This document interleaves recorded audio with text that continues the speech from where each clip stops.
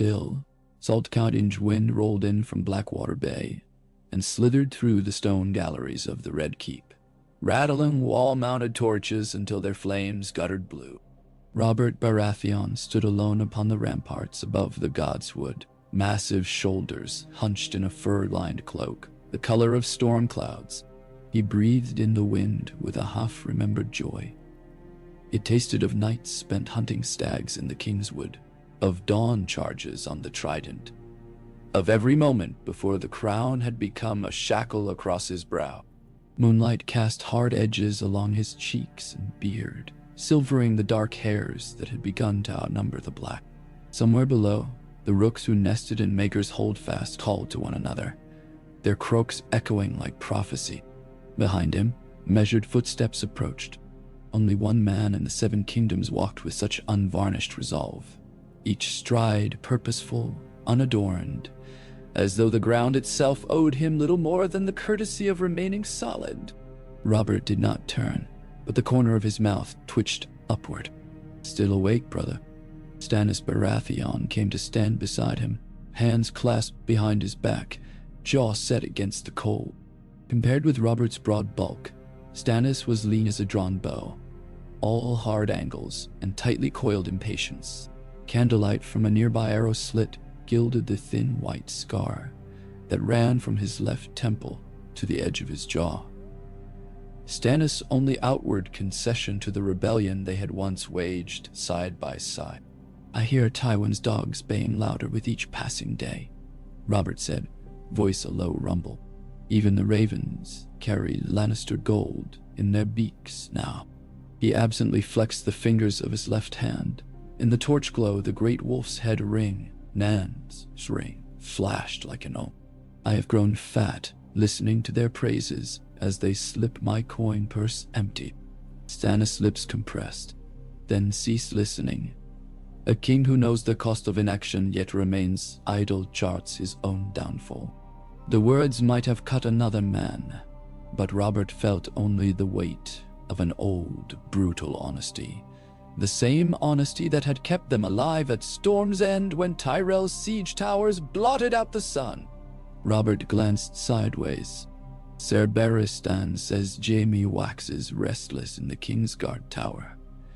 Down there," he nodded toward the courtyard where distant torches glimmered. "The boy prince struts like a cock atop the dunghill.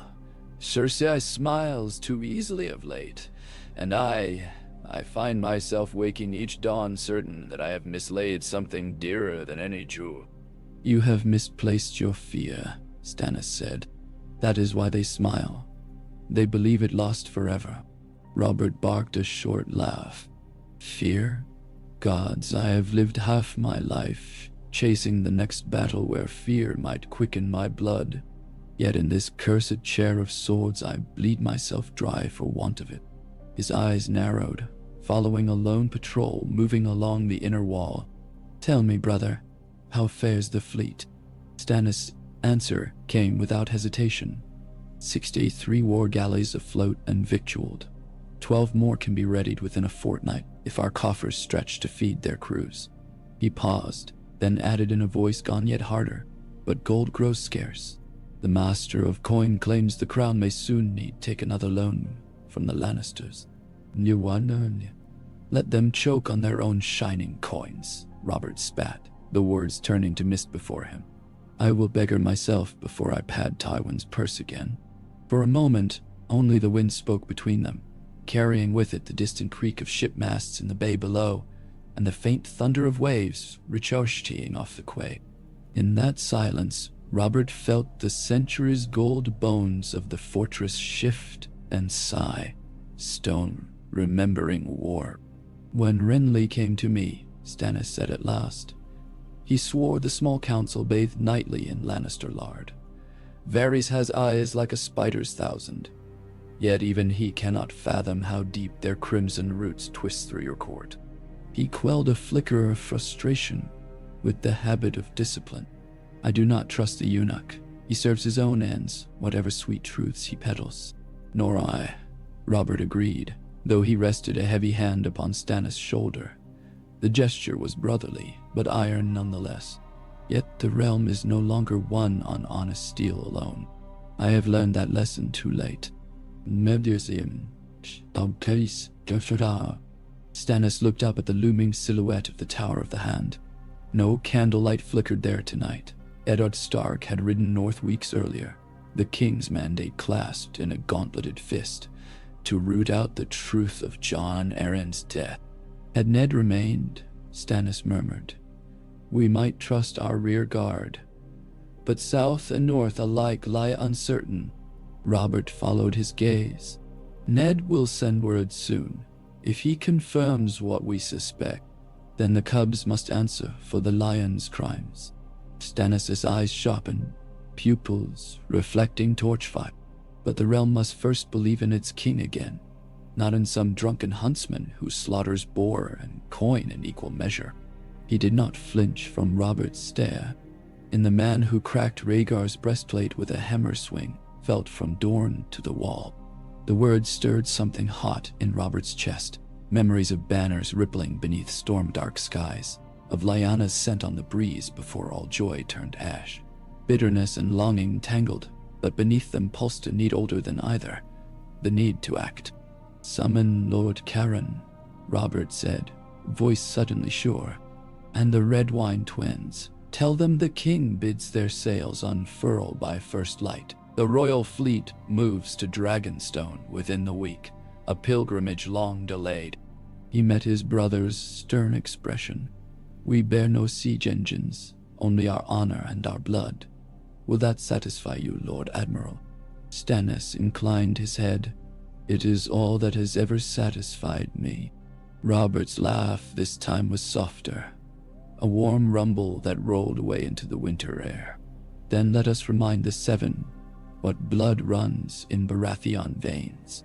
In the great gallery outside the small council chamber, Cersei Lannister paused beneath a mosaic of Aegon's conquest, her emerald gown whispering across polished marble. At her elbow strode her cousin Lancel, candles reflecting in his fever-bright eyes. The corridor smelled of winter roses tonight, some facile tribute from a gullible lordling in whose veins lion and stag waged unseen war for royal favor. She breathed the scent without pleasure. Ahead, the twin oak doors to the council room loomed slightly ajar. Flickering light spilled through the crack, voices a murmur beneath the low hum of crackling hearthwood. Cersei tilted her chin. You posted guards. Lancel nodded. 2 gold cloaks at each end of the passage, my lady, as instructed. Good. Cersei touched the lion's head clasp at her throat, mind racing. Lord Stark's departure had created vacancies, both of power and perception. Vacancies she would fill, but rumors of a Baratheon fleet mustering in the bay unsettled her like a splinter lodged beneath a fingernail. Rumors gathered around Robert as webs around a fly. She would need to pluck them strand by strand. She pushed open the council doors herself. Inside, Grand Maester Pycelle dozed at one end of the table, white beard pooling like snowdrifts across his chest. Petyr Baelish leafed through parchment with the serene curiosity of a man appraising game pieces before the first move. Varys stood beside the hearth, silk slippers whispering on stone as he turned, expression as smooth as painted glass. My queen, he cooed. We did not expect your radiance tonight. I bring radiance where I will, she replied, sweeping to the fire. She noted the empty chair carved with a hand sigil, Nain's chair, and allowed herself a small smile. Tell me, Lord Varys, has word reached your little birds of my lord husband's impromptu naval jaunt?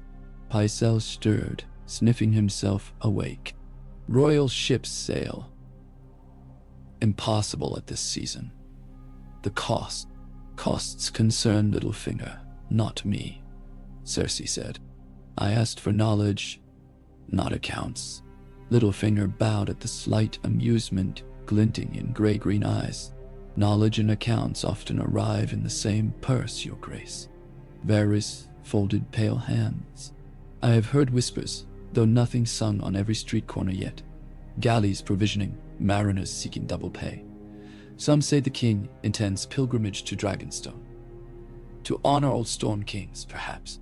Or renew old alliances, Cersei countered, letting the words hang like daggers. Storm's End breeds stubborn foes. Varys offered a mild shrug. Stubborn allies, if blood binds them. Cersei's gaze flicked to Littlefinger. How fares the treasury? Littlefinger toyed with a quill. Enough gold to hire singers aplenty, fewer to hire sellswords. Should war dance on the horizon, we may find ourselves waltzing on credit.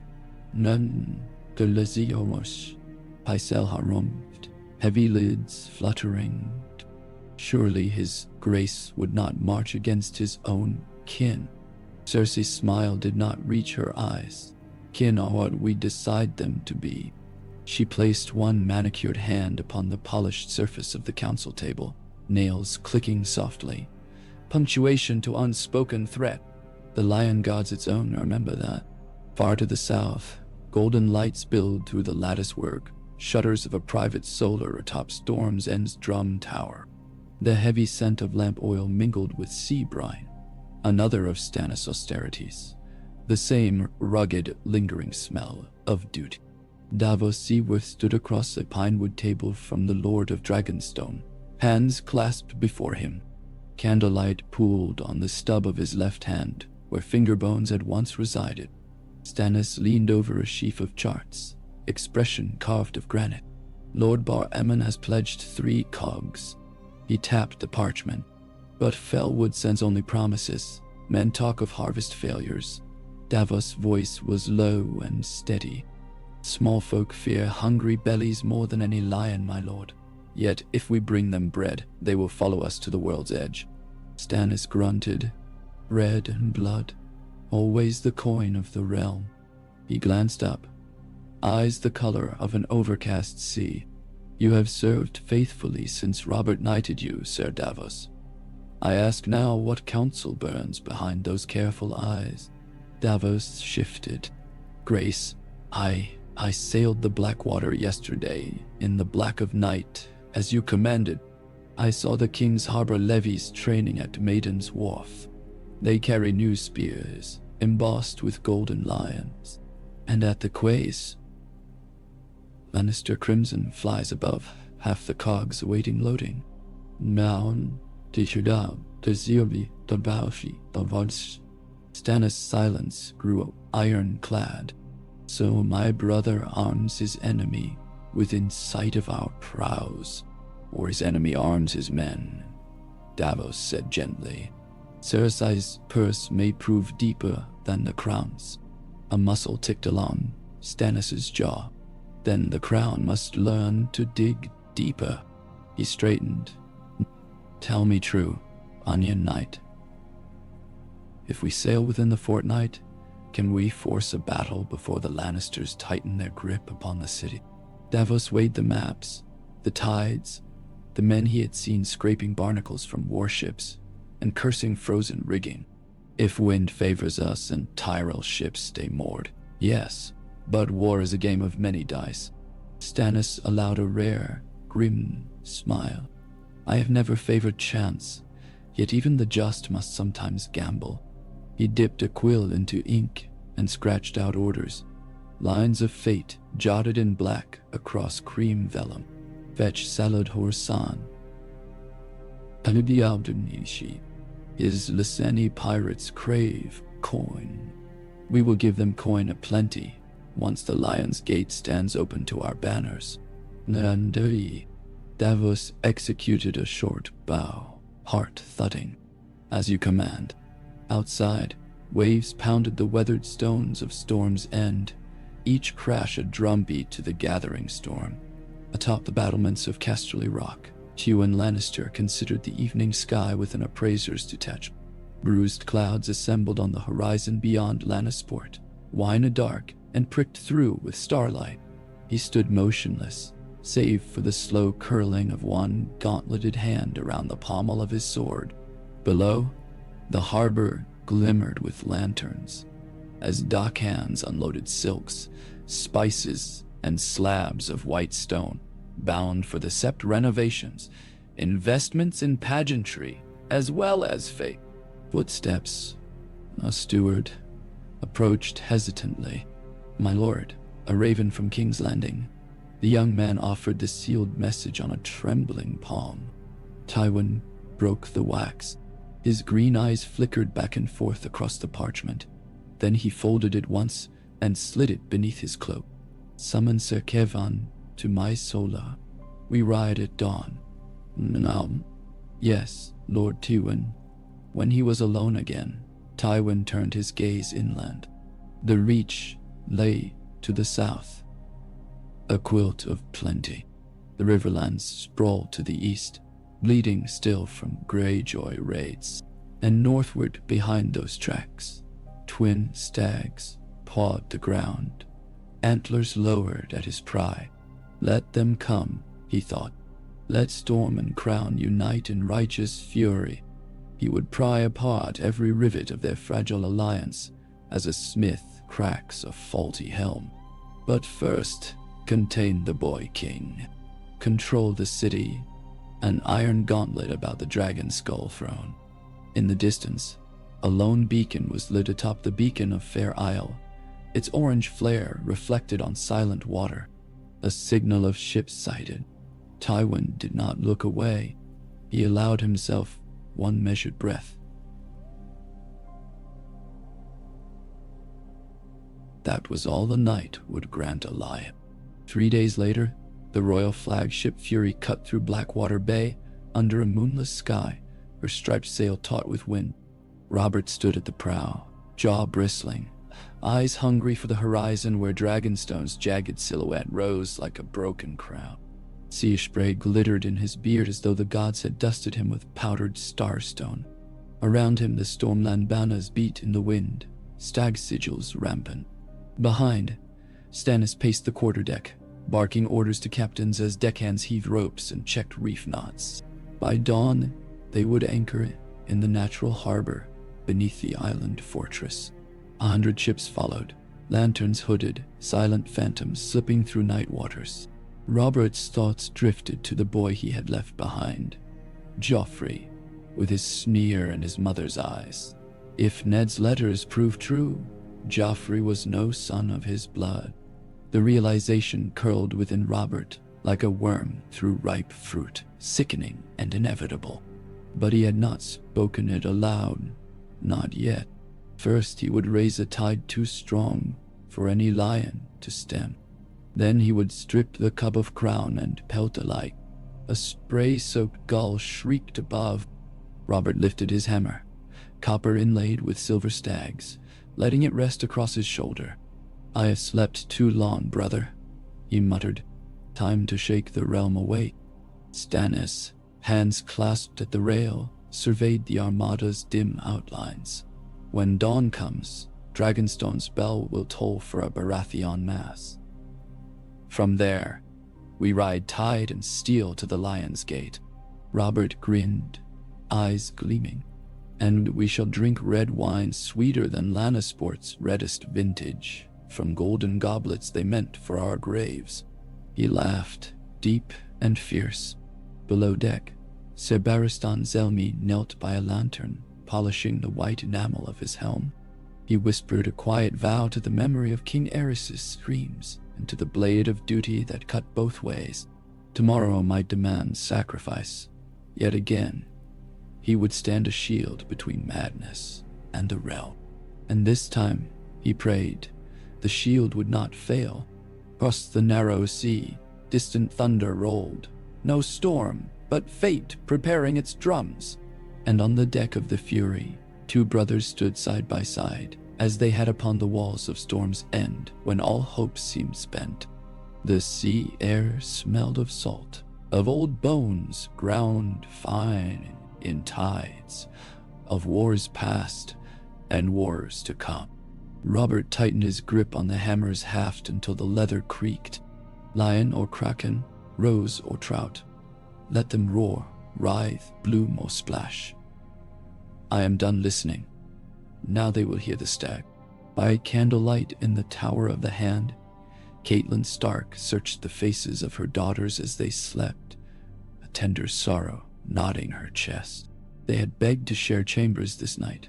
The corridors of the Red Keep felt stranger than ever. Arya lay sprawled, dagger-calloused fingers curled around the stuffed wolf pup her father had once teased her for loving. Sansa, hair fanned upon the pillow in a copper halo, breathed softly, lips parted as though whispering to some court dream of song and roses. Catelyn traced a lock of Sansa's hair, brushing it back from her brow. She thought of Ned, riding north, snow in his beard, his silence a cloak of honor around secrets he could not share. A raven had come 3 days past, delays at Winterfell, late snows on the King's Road. He was safe, yet a gulf yawned between the letter's words, a gulf loud with omens. A soft knock at the door turned Catelyn's head. Sir Roderick Castle, white-moustached, armored, weary, bowed.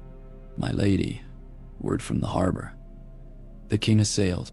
Her breath caught. "Towards Dragonstone? Eh? And Lord Stannis rides with him." Catelyn's stomach tightened. Robert abroad, Ned away.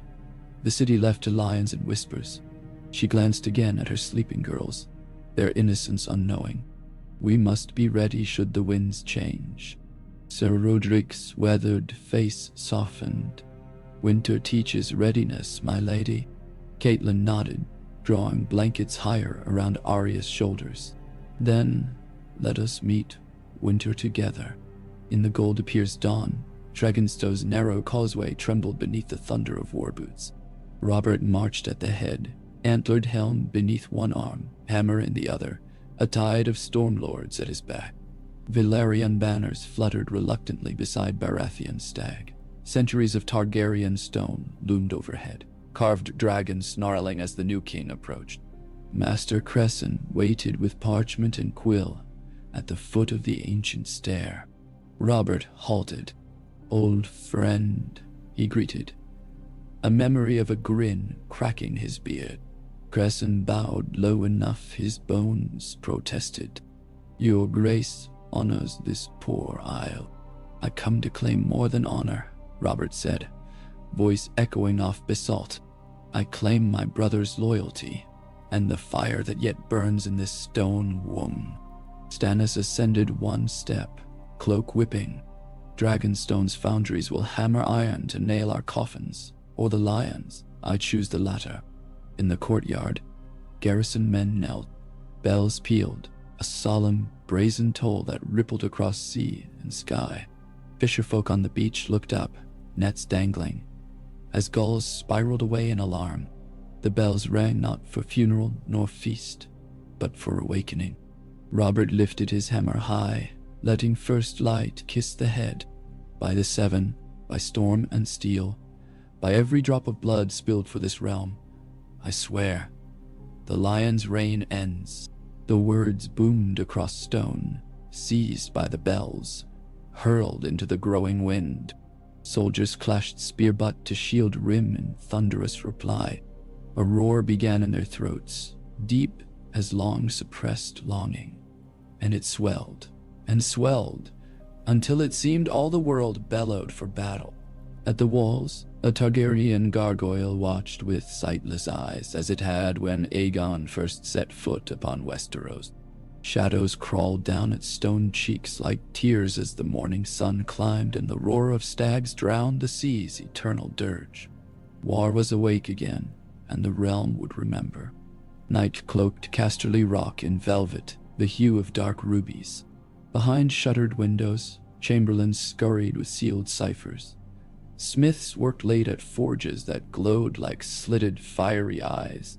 In the great hall, Tywin Lannister read a fresh raven scroll from the capital. He touched one finger to the parchment, smearing wax. Jaime's neat script, the king gone. The fleet headed east. The queen grows anxious, but the boy plays at sovereignty. Varys skulks. The hand's seat remains vacant.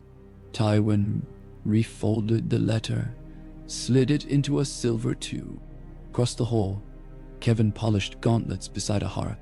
Escort half our strength to Harrenhal, Tywin ordered. We cut the King's Road like a garrote. No bird or bannerman passes north without Lannister leave. He studied a banner draped over an oaken chair, crimson field, golden lion, and dispatched Ser Adam Marbrand to secure the Gold Road, break any holdfast that bows to a stag. Kevin buckled his scabbard. Stannis will strike by sea. We guard the land and claim its purse. Tywin's gaze burned with cold fire. When Robert returns, he will find the realm's coin beating with a lion's heart. And a heart that spends gold may yet bleed red. Kevin bowed, cloak swirling like sunset behind him. It shall be done. Outside, the waves hissed against the rock, as though voicing some ancient, sibilant warning. Tywin Lannister did not heed warnings. He issued them. He watched the flames devour a log, embers bursting like falling stars. Somewhere beyond the horizon, stags and lions gathered horns and claws. But at Casterly Rock, the Lord settled in to sharpen his patience, the sharpest blade of all. Beneath the vaulted ceiling of the Sept of Baelor, Sansa Stark knelt in prayer, hands clasped so tightly her knuckles blanched. Perfumed incense wafted around her, mingling with the low drone of Septon chants. Words of piety fluttered through her mind, yet her thoughts drifted toward the court, toward Joffrey, his golden hair shining like a hero's in her stories, and toward the queen whose smile concealed sharpened edges. She had heard servants whisper. The king sailed at midnight, and though she tried to feel relief, warriors seeking glory always thrilled her. An unnamed dread coiled instead. Sansa remembered how her father's voice tightened when Cersei entered a room, how Maester Luwin used to say, "Wolves sensed storms before men saw clouds." She raised her eyes to the towering statue of the mother, marble-veined like living flesh. "Guide me," she murmured. But the mother's stone gaze remained inscrutable, mouth set in everlasting compassion or sorrow. One could not tell. Outside the sept, a breeze stirred. Somewhere far away, drums beat the cadence of mustering men. Eddard Stark crossed the wooden bridge into Moat Cailin beneath a sky the color of a mended steel helm. Croaking marsh birds wheeled overhead. The bog's breath clung, dank and chill to his cloak. Maiden's Tower, drunken listing, greeted him like an old soldier still standing watch. Ned drew in a breath redolent of peat and salt. He was nearly home, yet duty, as ever, shackled his heels. Beside him rode Lord Howland Reed, grayscale eyes watchful beneath a reed straw cloak. Ned had summoned the Cranaglord from the neck to parley over ancient secrets and present fears. But even soft-spoken Howland carried sword and shield now. News of Baratheon fleets and Lannister levies traveled swift and dark as crows. "My lady wife waits at Winterfell," Ned said quietly. "Yet I carry tidings heavy as Greystone." Howland nodded. "And I hold truths bound tight since Tower of Joy. Perhaps the time nears to unbind them." Ned turned in the saddle, eyes like cooled ash. Somewhere behind those eyes lay the memory of Lyanna's bed of blood and roses. If Robert rides against the Lannisters, the child on the throne may soon bleed for sins not his. A secret can shelter an innocent, or damn a kingdom. The wind hissed through spear grasses. Howland met Ned's gaze. "Then choose which you would save." Ned looked north, toward the line where sky met earth, where Winterfell's towers would soon rise. "I must save both," he said, though whether to reassure Howland or himself he could not know. He set his heels to his horse and rode. The Furies' anchor chains rattled as they dropped into Blackwater's frigid depths again 2 weeks later. But when Robert Baratheon returned to King's Landing, he did not come as the weary lord who had departed. He came crowned in salt and stormfire, 1,000 seasoned oarsmen chanting, "Stag! Stag!" until dock pilings quivered. Stannis marched behind him, dragon-forged steel flashing at his hip. Salad San swaggered at the rear, pockets heavy with payment for promises yet unkept. Cersei watched from a tower balcony, knuckles white upon the rail. Joffrey preened beside her in crimson doublet, waving at cheering crowds who cheered mostly because cheering was safer than silence. But Cersei heard beneath the roar a different note, a building, rolling thunder, the sound of hearts turning, minds recalibrating. Robert had been gone only weeks, yet in that time he had again become legend. As the king strode up the quay, small folk pressed forward, reaching fingers to brush his cloak hem tight. Robert's face shone with sweat and unmasked fury. Victory too, but its fire stoked something deeper. A purpose Cersei had long missed in him. Behind her, Varys materialized with quiet grace, hands folded like a monk's. News from the Vale, your grace. Lysa Arryn refuses the king's summons, and Lord Stark approaches with riders not 6 days' march hence. Cersei kept her gaze on Robert. Summons Ser Meryn and Ser Boros. The king's god may soon be tested. Varys bowed, as the queen commands. Below, Robert ascended the wharf steps. Gold cloaks thumped spear hafts. Yet Cersei saw how the men's eyes followed, not her shining prince, but the hammer-bearing stag. Loyalty could be a fickle coin when war whispered. She touched her belly, flat now, but remembering Joffrey's kick, and vowed neither Robert nor Stannis would strip her cubs of crown. If the realm must drown in blood to keep her children above the tide, she would wade in willingly. Robert passed through the mud gate, with the roar of the crowd swirling like hunting horns. Cersei turned from the balcony, convening battle behind painted lips. In the darkness of the silent sisters' crypt beneath Beller's sept, Grand Maester Pycelle knelt before a marble slab engraved with names long crumbled. He pressed a trembling hand to the cold stone. "Forgive me," he whispered. Whether to gods or ghosts, even he could not tell. Outside, bells rang to welcome the king's return. Pycelle felt each toll in his marrow. A countdown. He removed a small satchel from his robe, the strangler, rare and deadly, petals ground to dust. He would keep it near. For the realm, he told himself, though memory supplied another justification. For balance. If kings and stags warred, maesters must weigh the scales. A sister's footsteps echoed, but Pycelle remained bowed. He would serve whoever took the throne next. Yet tonight, as bells rang and powers shifted, he sensed that each hand, guiding events, was but a pawn beneath older, harsher designs. In that knowledge, he found the slightest comfort.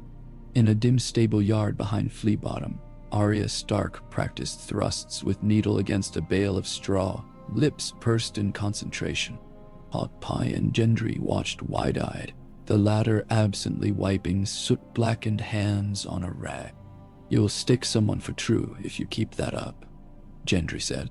"That's the point," Arya answered, flicking sweat-tangled hair from her eyes. "The hound glared at me yesterday. I want him to know I glare back." A horn sounded somewhere near the western walls. 3 blasts. Arya paused. "What's 3 mean?" She glanced to Gendry.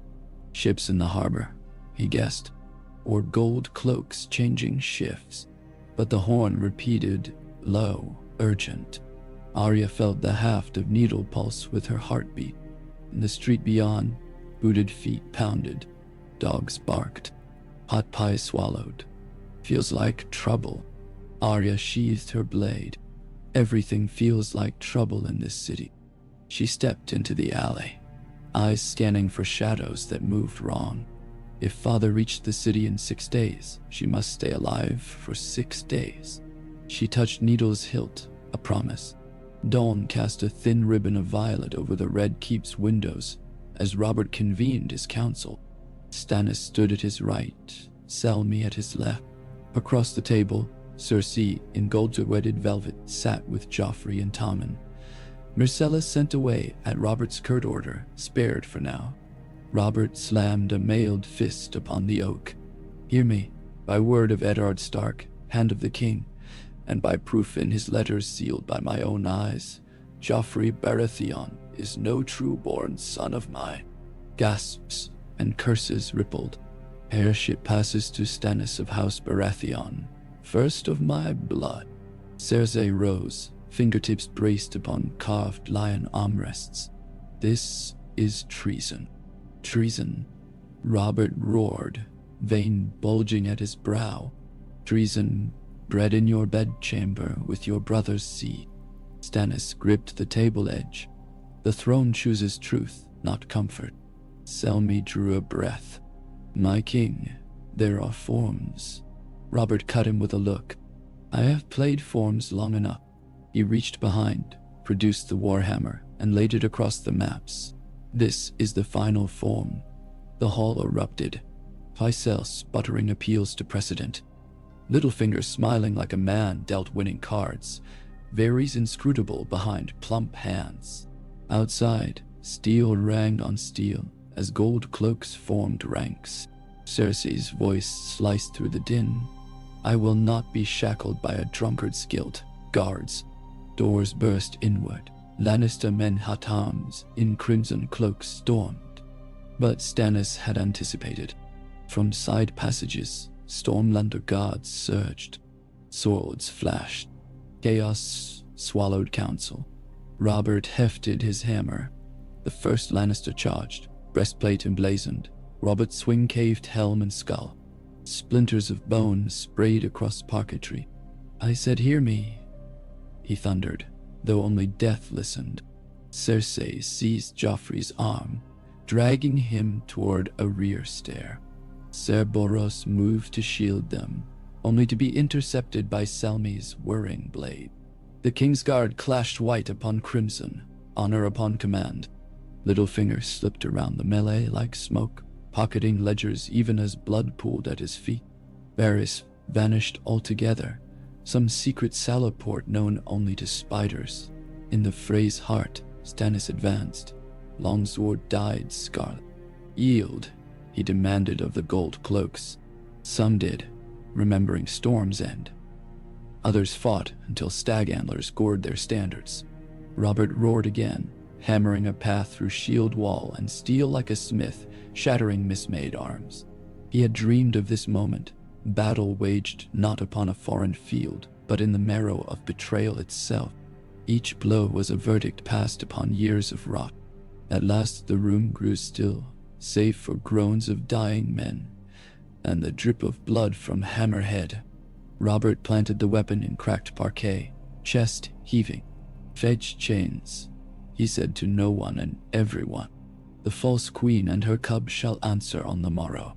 Stannis wiped his blade on a fallen cloak. The realm trembles, Robert thought, but tremble is not the same as break. If we strike swift and true, Robert nodded, eyes blazing. Tonight we light every beacon from here to Storm's End. The stag rides, brother, and hell rides with him. Yet even as bonfires licked the dusk sky, a lone raven streaked over the bay, wings battered by gusts. It bore a black ribbon and a blood-augured seal, the sigil of House Lannister. Within its message lay words that would soon reach Riverrun, Highgarden, Sunspear, the Eyrie, and every court in between. Baratheon usurps his own seed, the realm in peril. Stand with the lion, lest chaos reign. Words can be sharper than steel. And some wounds, once struck, bleed kingdoms dry. In a forgotten crypt beneath Winterfell, Bran Stark listened to the dead. Wind moaned through cracks in the ceiling. Dust shivered on ancient kings' swords. The ravens of the world whispered outside his skin, telling him of ships, of fire, of splintering crowns. He closed his eyes, felt the roots of the weirwood reach beneath stone and earth like veins of heartwood. A storm gathers, they told him. Horns sound at the wall. Stags bellow in the south. Lions stalk the fields. Winter is a hammer. Summer will bleed. Remember. Bran opened his eyes, breath frosting. He was only a boy. Yet somehow the crypt seemed to heed him, stones shifting subtly, as though they, too, listened. He turned and began the long ascent toward daylight. Above, his father approached, unaware of the truths waiting to collide. And far away, on 1,000 roads, armies stirred. So the first chords of war were struck, a king rediscovering his fury, a brother claiming a kingdom's truth, a queen bearing fangs for her cubs, and a lion sharpening gold into blades. The 7 kingdoms held their breath. Storm clouds amassed over fields yet untrampled, over rivers yet to run red, over hearths where mothers whispered children to uneasy sleep. For when stags charge in unison, their antlers do not merely clash, they rend the very sky. And in that sky, circling on shadows, unseen wings already beat, watching, waiting for carrion. Thus begins the season of reckoning. The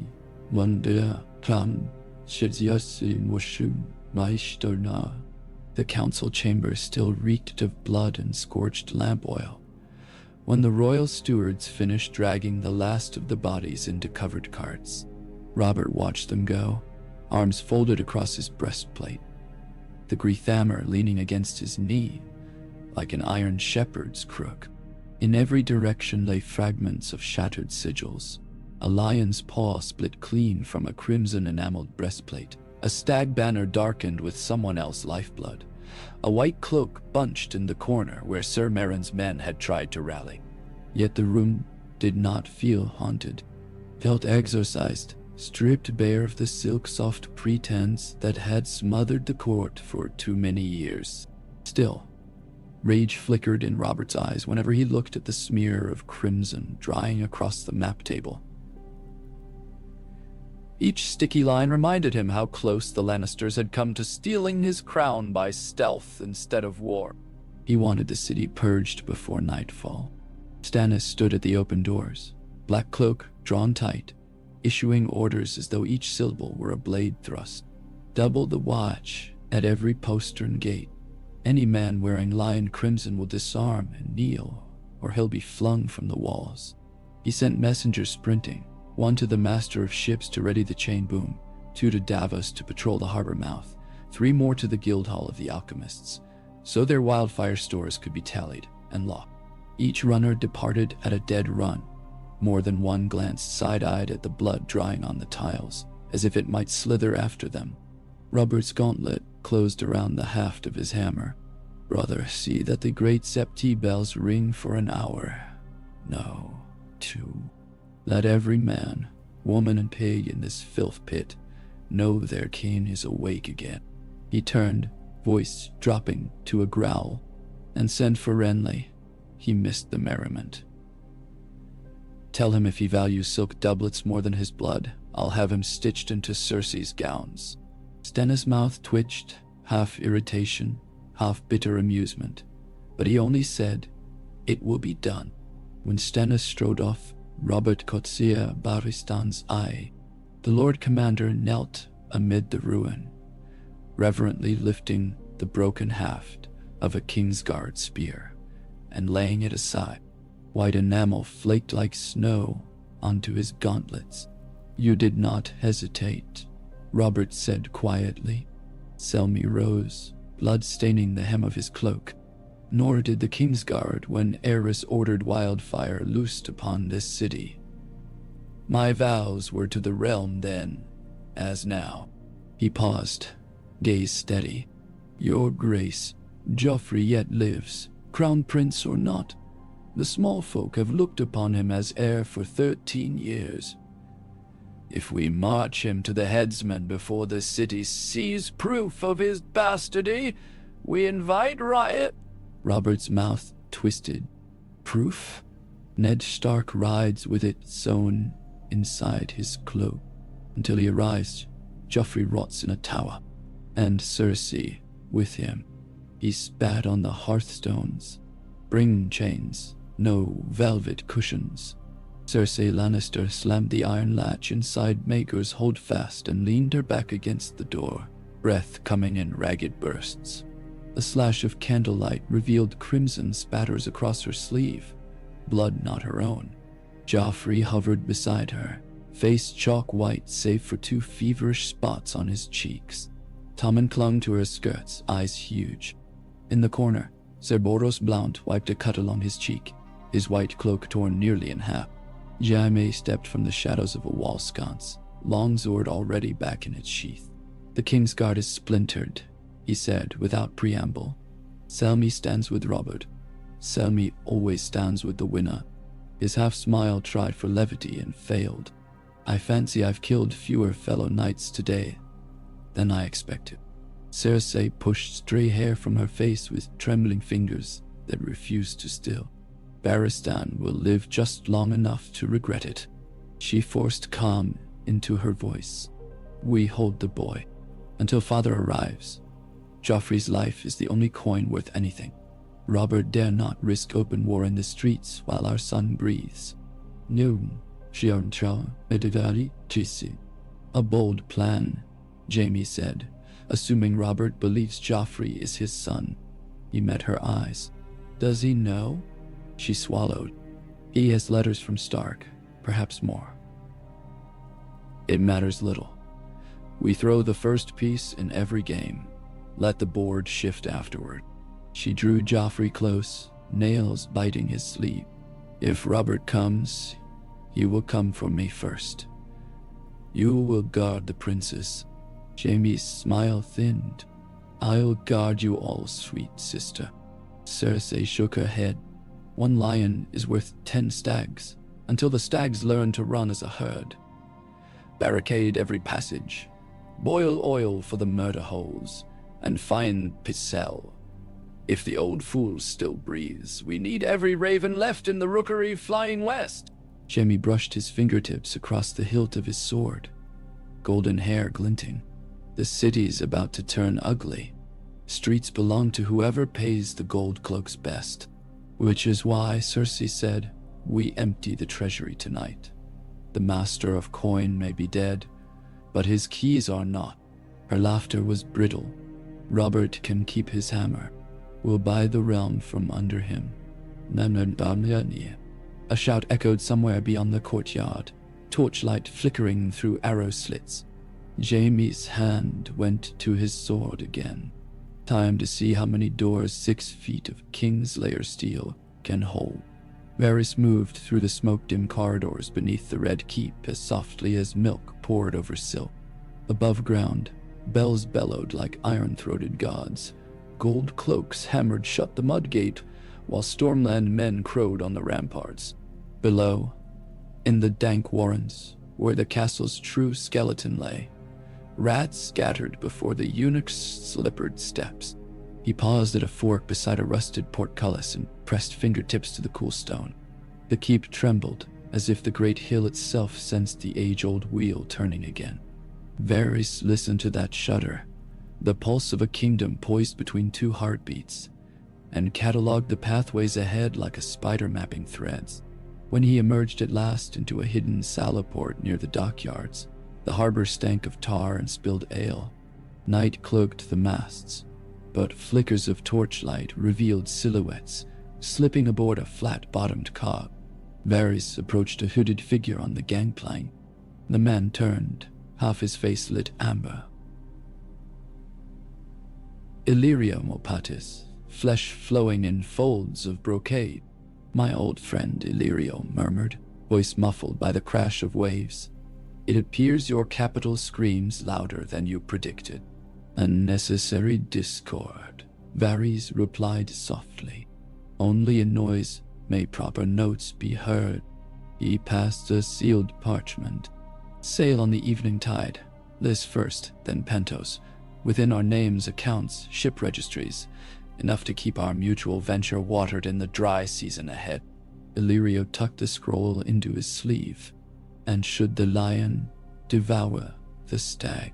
Varys smiled like a cat without teeth. "Every beast that dines grows sleepy. We shall wake the realm with song, just as we plan." He bowed and vanished back into shadow, leaving Illyrio to weigh parchment against gold and wonder which would prove heavier before the year's end. Eddard Stark reined up on a low ridge south of the neck, a pale dawn washing the misted marshes behind him. His party had ridden hard since Moat Cailin, for ravens from White Harbor carried urgent tidings. Robert's fleet returned. A brawl in the council. Lannister men slain. Cersei fled inland within the keep. Ned held the letter in his glove, rereading until the words blurred. Joffrey accused. Bastardy proved. Stannis declared heir. Blood on marble. He lifted his gaze down road. The King's Road unspooled like a dusty ribbon between ranks of sentinel pines. Somewhere beyond those trees lay his daughters. Sansa dreaming of songs, Arya with her dark eyes and quicker blade. He pressed his heels to his courser. They must reach King's Landing within 4 days, God's willing. And ahead, secrets waited. Secrets he had sworn to guard even from Robert, yet which Robert now unearthed with a hammer's smash. Lyanna's scent drifted again through Ned's thoughts, sharp as winter roses on a tomb.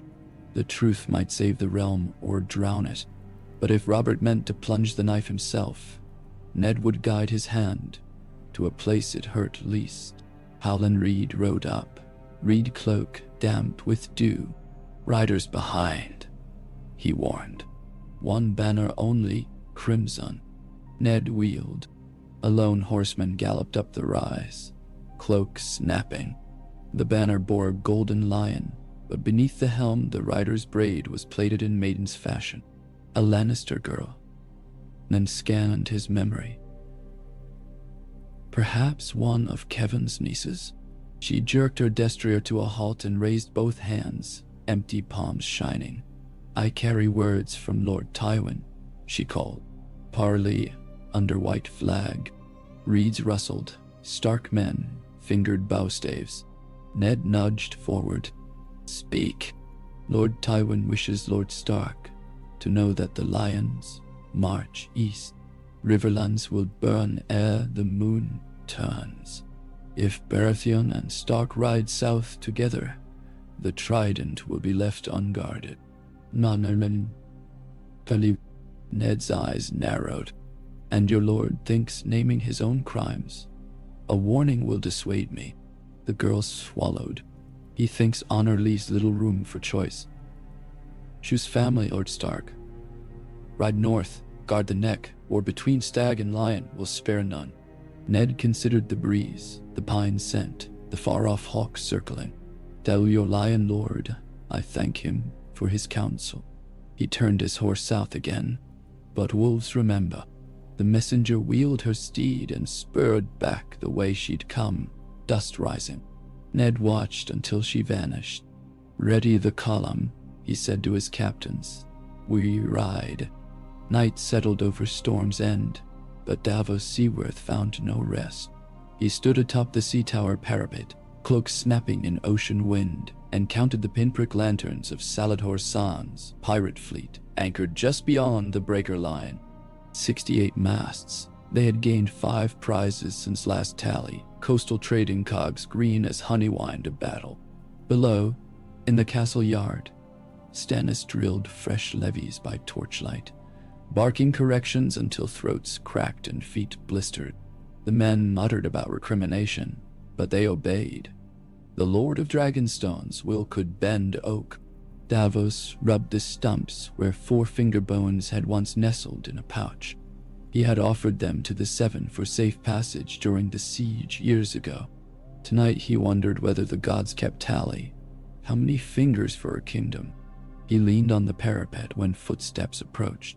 Maester Cresson, shoulders bowed, joined him. The ravens speak ill, Cresson said. War within the city, king against queen. Davos exhaled. Ill words travel fastest, yet some oars only temper beneath harsh flame. Cresson's aged eyes gleamed. Stannis forges himself in each trial. Perhaps the realm likewise, or melts, Davos countered. Too much heat cracks steel. Cresson offered a weary nod. Perhaps, yet storms batter storms end each year, and still these walls stand. His gaze traced the dark horizon. Perhaps the realm endures too. Davos followed that line, wondering whether endurance alone sufficed to justify the toll that dawn would levy.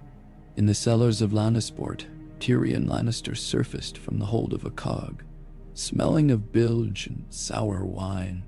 He had slipped past his father's marching host under cover of night, unwilling to ride at the vanguard until he measured the lay of pieces. Dusting his doublet, he adjusted the black satin scarf concealing the scar across his nose. Souvenir of the Vale. A gruff sellsail waited on the quay, palm extended. Tyrion dropped a purse heavier than the man expected, courtesy to keep tongues civil. When the sellsail trudged away, Tyrion gazed up at the bulk of Casterly Rock looming above the city. Torchlight dotted arrow slits like burning eyes, restless in their sockets. Rather than head for the main gate, he ducked into a narrow wine alley where his spy in the gold cloaks would wait. Information first, reunion later. The quills that wrote history did so in shadows before ink ever touched parchment. Tyrion intended to keep his inkpot full tonight. As he limped along the alley's broken cobbles, every tavern rang with news of King's Landing's bedlam. Robert's hammer read again. Queen in flight, gold cloaks scrambling for fresh patronage. Tyrion's grin curved. Chaos cracked open opportunities like a mallet shatters oysters. One only needed sturdy gloves to avoid the shards. That same evening, the small folk of King's Landing poured into the streets under flickering torchlight, drawn by the tolling of Baelor's bells and rumors of highborn blood. Fishwives tramped barefoot from the wharves. Bakers left hearthfires untended. Potboys and pickpockets jostled. Near Cobbler's Square, a one-eyed prophet climbed a broken wagon and proclaimed that the gods had sent a black stag with 7 heads to judge the wicked. Each head would devour a lion cub, he swore. The crowd listened with avid dread, for prophecy seasoned fear like salt seasons broth.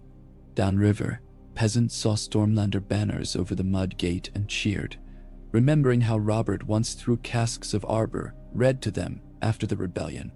But elsewhere, red-cloaked men with lion brooches slipped among shadowy lanes, passing out coin and whispered promises of Cersei's mercy for those who stayed loyal.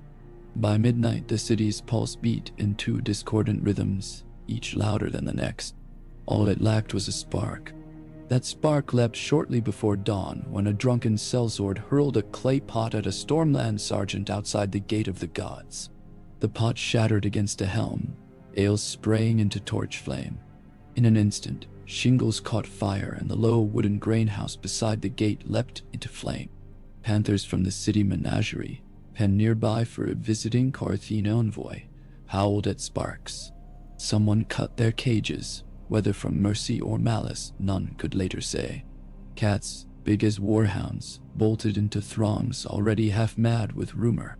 By sunrise, 3 buildings smoked in ash, and 27 corpses lay in the gutters, half of them torn by panther claws, half by human knives. Robert stood on the rampart above the chaos, face gray. By the 7, he muttered, I marched to war against Rhaegar to spare innocents this very suffering. He turned to Janos Slynt, newly restored commander of the City Watch, after Stannis had recalled the gold cloak's oaths. Put out the fires, post archers on every roof. He rubbed his temple. And for the love you bear your mothers, keep the butchers from carving fallen men like pigs. Give them coin for bread instead.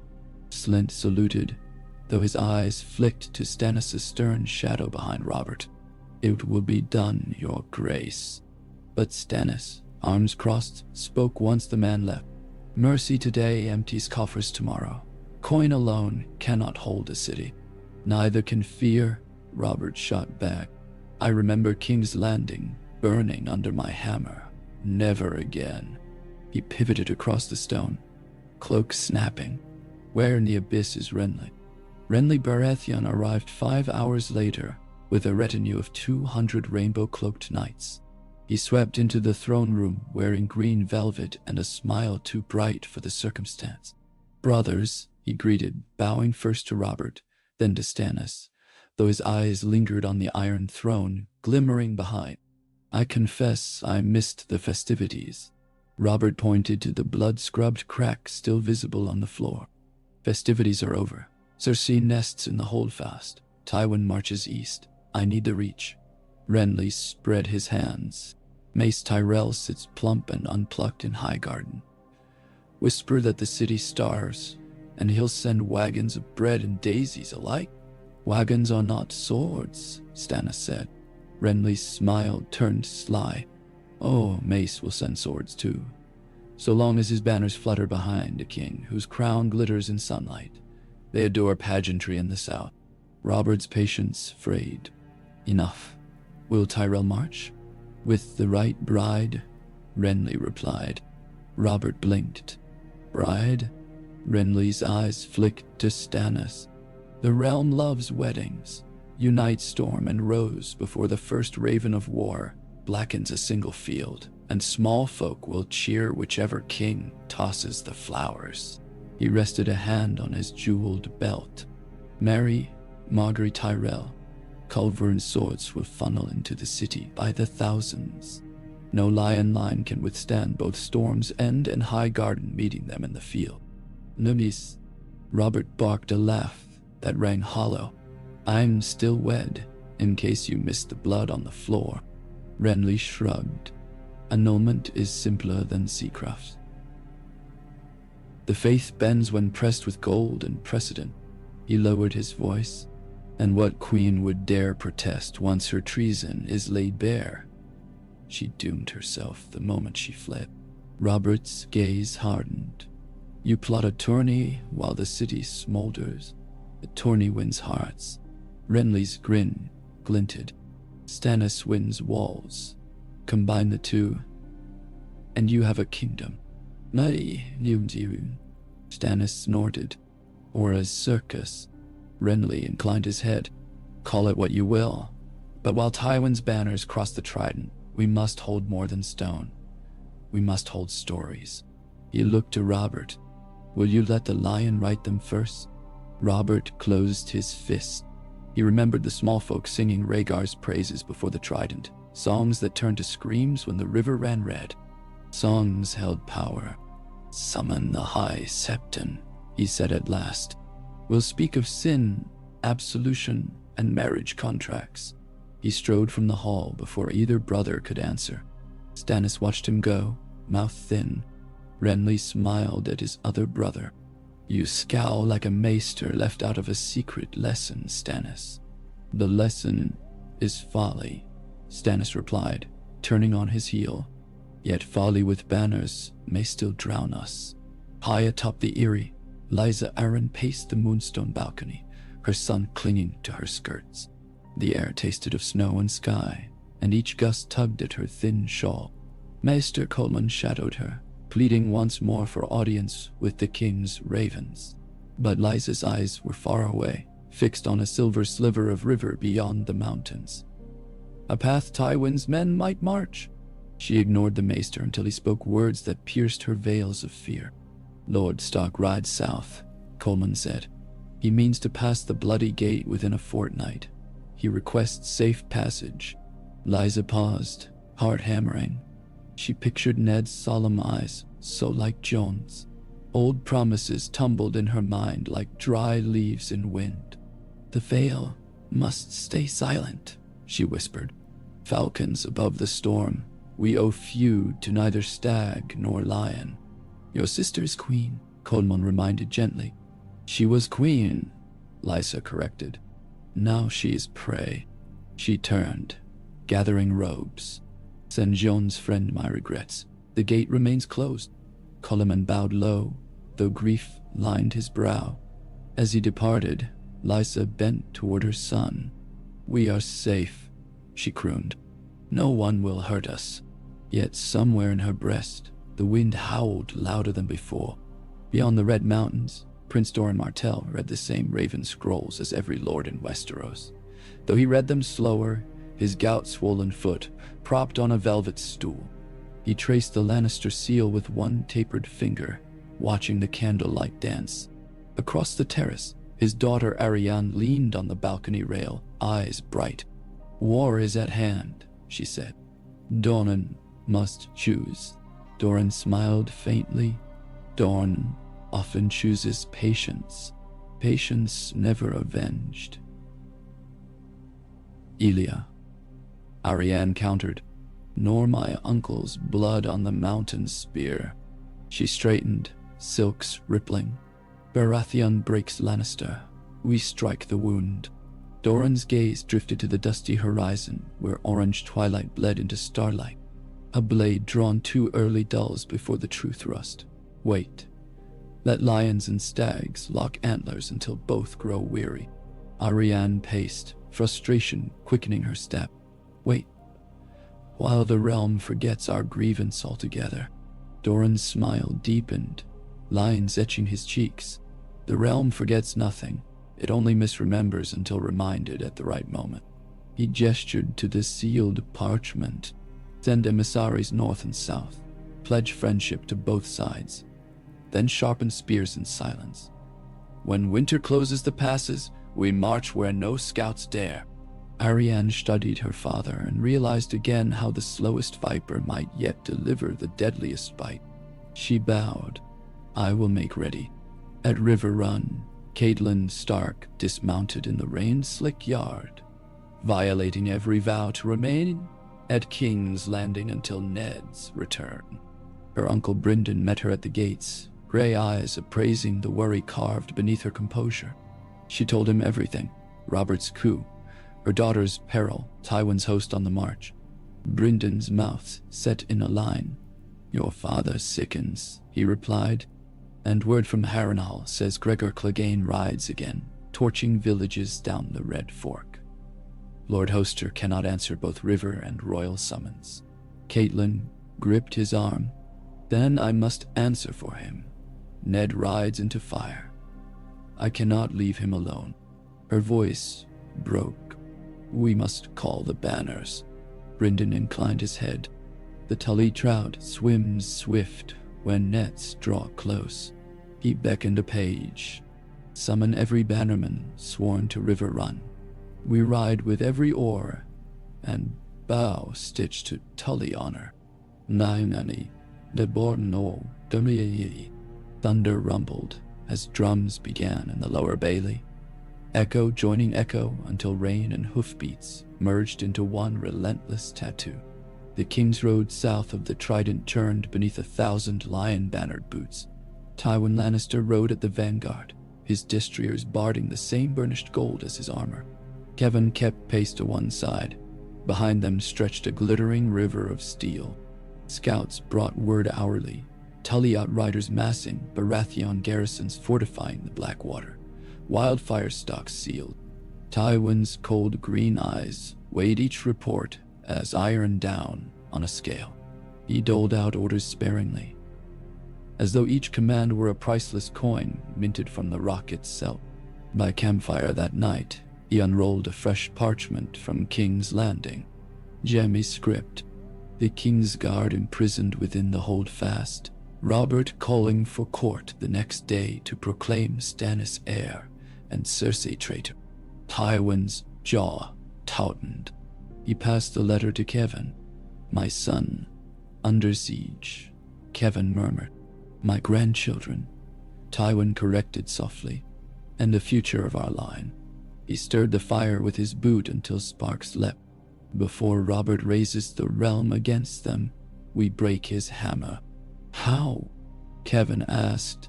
"The Trident lies ahead." Tywin's gaze drifted to the flicker of flames licking seasoned logs. "Scorpions sting near the eye. We strike the soft riverlands first, draw the wolf away from King's Landing, force Robert to divide strength. Each bannerman wants to protect his lands more than his throne. I'll bleed them in the fields they love." He rose, cloak swirling. "Send word to Jaime. Hold the queen alive at any cost. Lions do not fall on their bellies while prey still walks." Nalising and Pamuzai. Kevin bowed. As he left, Tywin stared into the darkness beyond the fire circle, where shapes of tents and men blurred together. Night beasts prowled out there, and Tywin welcomed them. Even devils might find themselves tamed by his leash.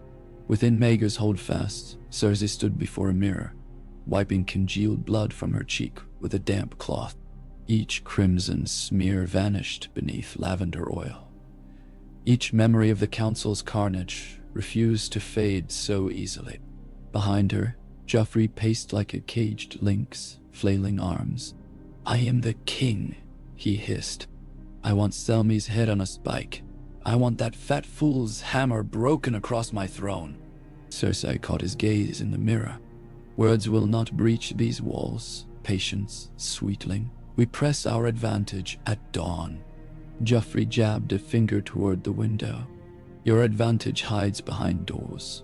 My knights quake while Robert struts. Give me swords, mother. Let me burn them all." She turned, cloth dripping pink. "Your power is not swords. It is the blood the swords would spill to keep you breathing." She gripped his shoulders. "You will sit this night beside your sister and write letters to every lord who ever tasted Lannister coin, reminding them what debt remains unpaid.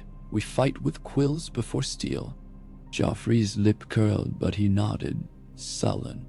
Across the chamber, Sir Adam Marbrand delivered fresh dispatches. Tywin's host crossing the Green Fork. Ironborn raids sighted near Fair Isle. Rumors perhaps planted. Cersei absorbed each report. 1,000 moving pieces clacked in her head like Sivas stones. She would outmaneuver Robert. She would outlive him. In a corner of her mind, however, the prophecy of Maggie the Frog whispered its sour breath. "The younger, more beautiful, cast you down." She pictured Marguerite Tyrell's doe eyes and felt a chill. "Sir Adam," she said, "bring me Pycelle, and fetch every raven left. We clip Tyrell bridges tonight." Inside the Great Sept, the High Septon lingered over a candlelit manuscript detailing Aegon, the Conqueror's marriage dispensation, when a thunderous fist hammered the doors. The Septa startled as the oak swung inward and Stannis Baratheon strode down the aisle, cloak sweeping marble. The warrior's image above the altar seemed to watch with stern approval. "Your High Holiness," Stannis said, voice slicing the incense. "His Grace summons you to the Red Keep. Matters of marriage and treason require judgment." The Septon lifted trembling hands in blessing. "Brother Stannis, all matters fall to the Seven in their wisdom. We shall seek light in prayer at dawn." "Light shines now," Stannis replied. "Bring your quills." He gestured. 2 Stormland guards advanced. The Septas gasped as Stannis escorted the pontiff from his seat almost gently, though his grip on the old man's forearm brooked no refusal. As footsteps echoed away, the maiden's statue above the nave seemed to tilt, casting half her face in shadow, as though uncertain whether to grieve or rejoice. Arya Stark crouched atop the roof of a potter's shed overlooking the outer ward, hair plastered with soot. From here she could just pick out the silhouettes of gold cloaks patrolling the battlements, though more and more wore the crowned stag now, not the lion. She counted them, lips moving silently. 8 at the east parapet, 4 at the Sally Gate. Sirio's voice rang in her memory. "See the water, girl, before it sees you." She tested needle's point against her thumb until a bead of blood welled. Not dull yet. A hiss sounded behind her. Gendry climbed onto the tiles, face streaked. "Streets crawling. Word is the Queen's men will pay a silver stag for any boy who'll carry messages into the keep." Arya wiped her blade on her breeches. "Let them pay. We need rope and bread." She peered over the edge, where a wagon of sand waited to douse fire if the riots flared again. "Tonight, when the guards change, we slide over that wall." Gendry's brows knit. "Then what?" "Find my father, and Lord Baratheon if we must." She met his eyes. "Father won't let them hurt Sansa, but we can't wait." Gendry nodded reluctantly. "I'll nick rope from the smithy." He vanished down the back slope, boots hitting across shingles. Arya watched him go, the city sprawling below like a half-lit labyrinth. She felt the wind's pulse, smelled smoke, and fear tangled. Somewhere below, a panther growled, escapee still prowling. She found herself grinning. Kings and queens rattled cages. She would slip through bars they never saw. Deep within the crypts of Winterfell, Bran Stark dreamed again of ravens. Their dark wings carried him high above Westeros, across stone spires, burning fields, and a black waterway where ships tangled like beetles. He saw a flaming crown burst from Dragonstow's forge, felt snow swirl over the neck, tasted salt on a blade hammered beneath a red comet. When he tried to cry out, a windless voice answered. He woke slick with sweat, Rickon snoring at his side. Summer lay at the chamber threshold, ears flat. Bran reached to stroke the direwolf's fur, calming himself. The dream felt more than dream. Somewhere, far away, a hammer fell again and again. Each strike echoed inside his chest. He strained to listen. The note resounded, steady, mournful, unending. A forging or a warning. 5 days passed before Ned Stark reached the King's Gate at dusk. His party bore the direwolf banner high, torches flaring. Robert himself rode out to greet them, Sir Barristan and Stannis in tow. Dust coated Ned's cloak from collar to spur, but his eyes sparked at the sight of old friends. Robert dismounted with surprising grace. "Old wolf," he boomed, crushing Ned in an embrace. "You bring truth or trouble?" "Often the same," Ned replied, voice hoarse. He produced a leather-wrapped bundle. "Proof enough to topple kingdoms." Robert's jaw tightened. "Come, we lay our accusations tomorrow in full court." Ned surveyed the blackened shells of 3 houses near the city wall. "The people suffer." "I know." Robert rubbed his beard. "That ends soon." Stannis cleared his throat. "The queen digs within her holdfast. She claims sanctuary under the faith until trial." "The faith answers to the realm," Ned said. He turned toward the looming walls of Maegor's holdfast, shuttered windows glowing faintly. An icy weight settled on his shoulders. Secrets whispered. He hoped no voice within would require the one secret he dreaded most. In the black hour before dawn, Cersei Lannister, dressed in plain, riding leathers, tied her hair beneath a hood, and kissed each of her sleeping children. Tome candles guttered as she crossed the chamber. Jaime waited by the side door, carrying 2 satchels stuffed with coin and jewels. "The postern gate is clear," she whispered. "For now," he said. But dawn patrols change soon. A muffled thunder rolled across the keep. The distant boom of iron portcullis raised at the mud gate. Jaime's eyes widened. "Robert moves, early." Cersei clasped his hand. "We ride for Rosby. Lord Giles will shelter us until father arrives." "And if he won't?" "He will." Cersei's smile flashed. "His lungs are weak, and my gold is strong." Together, they slipped into the corridor. Lannister guards shadowed them, hugging walls. The holdfast's passages twisted. Torchlight glimmered on their helms like feline eyes. Somewhere below, a child sobbed. Some servant's whelp roused as the lions abandoned den. Cersei hardened her heart. Survival first. They reached the postern gate, where a dozen gold cloaks stood bribed. One saluted, swinging the door. Cool pre-dawn air rushed in, sharp with river scent. Cersei led the way into shadow, Jaime at her side. Behind, the door thudded shut. Across the yard at that moment, Arya Stark and Gendry scrambled down a sand wagon, rope burning their palms. They landed silently in straw. Arya glimpsed shadow-cloaked figures slipping away. She felt a chill, but time pressed. She darted toward the stables. Inside, Royal grooms slept on hay. Arya located a plump chestnut mare she had watched for nights and untied her. Gendry selected a sturdy gelding. They led the horses out, muffling hooves with sacks. No alarm sounded. They mounted and eased toward the postern. As 10 heartbeats away, the queen stole into the streets. Paths brushed like wings, but did not collide. Fate blinked and allowed both to pass. The High Court convened beneath dusty shafts of sunlight stabbing through the throne room windows. Lords crowded the gallery, Stormlanders in dusky blue, Reachmen in green. A smattering of iron-born envoys, Blackfish Tully at Ned's shoulder, even 2 Braavosi courtiers lurking near the back. The air buzzed with anticipation and terror. Robert sat on the iron throne, hammer across his lap. Beside him on a lower dais stood Stannis, expression carved from flint. The High Septon shuffled prayers, quill ready for annulments and condemnations alike.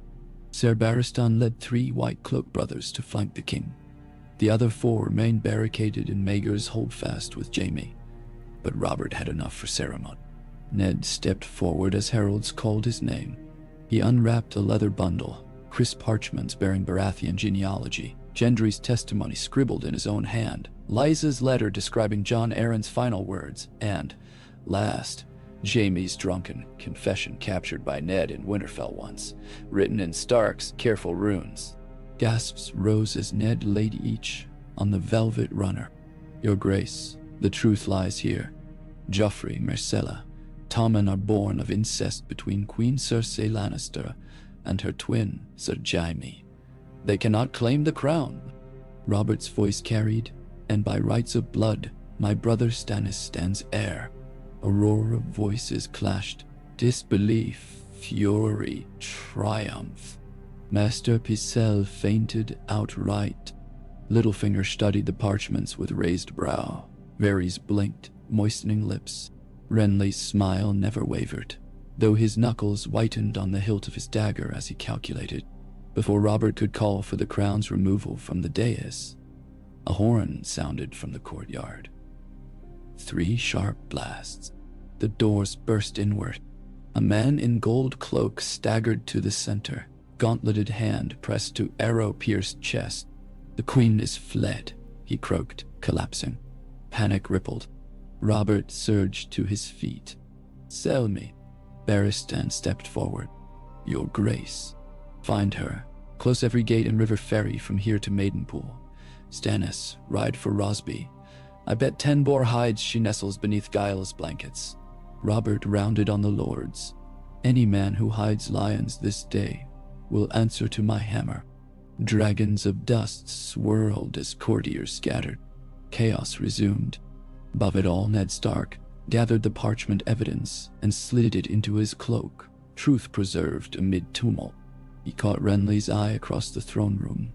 For a heartbeat, mutual understanding bridged distance. War was unleashed. Renly inclined his head as though tipping a crown only he could see. Then he vanished into the milling crowd, his knights at his heels. Stannis clenched a mailed fist. Brother, the city unravels. Robert swung his hammer once, sending a gong-like boom through the hall. Then we forge it anew. He pointed to the throne room doors. Ride, or. Cersei reached Rosby by twilight, cloak soaked from a sudden spring squall. Lord Giles, breath wheezing, met her in the keep's dim hall. Your Grace, he rasped between coughs. My hearth is yours. Gold glinted at his cuff where her purse had found purchase. Jaime posted guards, but he knew how thin Rosby's walls were. Tywin needed to be days closer. At supper, Cersei scribbled letter after letter. Ravens flew into dusk bearing her plea. Lions gather, claws out. She wrote to Kevin, to Paxter Redwine, to Adam of the Golden Company across the sea. If honor failed, coin would answer. That night, as thunder rolled westward, Jaime stood at the parapet, armor damp. He heard hoofbeats in his memory, the sound of Robert charging, hammer raised. Below in the courtyard, a half moon glimmered off puddles. Jaime flexed his golden hand around the hilt of his sword and wondered which blow would fall first, father's rescue or Baratheon vengeance. He found he feared both equally. In a smoke-choked smithy along the Blackwater, Gendry cooled their stolen horses while Arya gnawed yesterday's bread. They had hidden through the day in cramped stables. Now twilight cloaked the city again. Arya's thoughts looped on her father, on Sansa, on the Queen's shadow slipping away. She fingered the face of her tiny blade. Gendry crouched. Roads will flood with soldiers soon. King's Landing will strangle itself. Then we find Yoren, Arya said. The Night's Watchman. He promised to take me north. Her voice shook. We ride for the Riverlands. Father will meet us there once the fighting ends. And if it never ends, Arya met his gaze. Then we keep riding. Gendry nodded. Northman's daughter rides like a north wind. I'll follow. She looked away quickly, cheeks warm, though soot-masted. Sharpen the horseshoes. We go when the moon sets. On Dragonstone, Melisandre of Ashai stood upon the stone drum battlements, red silk whipping around her in the ocean gale. She faced east toward the roiling horizon, arms raised high. A ruby at her throat pulsed crimson, beating like a second heart. Beneath her feet, the earth quivered with distant thunder, yet no storm approached. Fires flickered in iron braziers along the wall. Their flames burned higher, twisting shapes like serpents. Davos Seaworth watched from the yard below, breath clouding. When he met her eyes across firelit gloom, he felt the heat of those flames through his bones. Melisandre smiled, lips blood-bright. The night is full of claws, she called to him, voice carrying on the wind. But light burns brightest when the shadow deepens. She lifted her hands higher, and the flames leapt taller, painting dancing dragons across the walls of ancient Targaryen stone.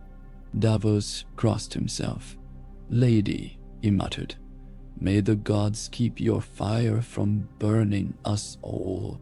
He turned away, yet the warmth lingered on his skin long after the wind should have chilled it. In a torch-lit pavilion on the outskirts of Tywin's camp, Tyrion spread maps across a folding table as Bronn sampled the Lion Lord's wine. Colored tiles marked troops, red lions pushing toward Harrenhal, blue trout forming a line along the Red Fork. Black stag markers clustered near King's Landing. Tyrion moved a green rose piece northward. While the stags and lions lock horns, he mused. Tyrells sniff wind for honey. He dropped a white shard shaped like a hand on River Run, and wolves stalk among reeds. Bronn belched softly. Who pays us if the field changes? Whoever bleeds least, Tyrion said. He traced a finger along the King's Road. My father thinks to draw the wolf away, but wolves are swift, and Robert's hammer may yet fall behind him. Tyrion tapped his chin. Time to encourage other predators. He penned a short letter.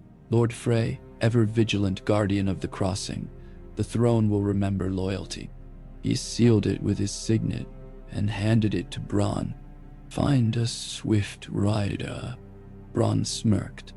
And if Frey sells his loyalty twice, then we pay thrice, Tyrion replied. Or cut his bridges and watch everyone drown.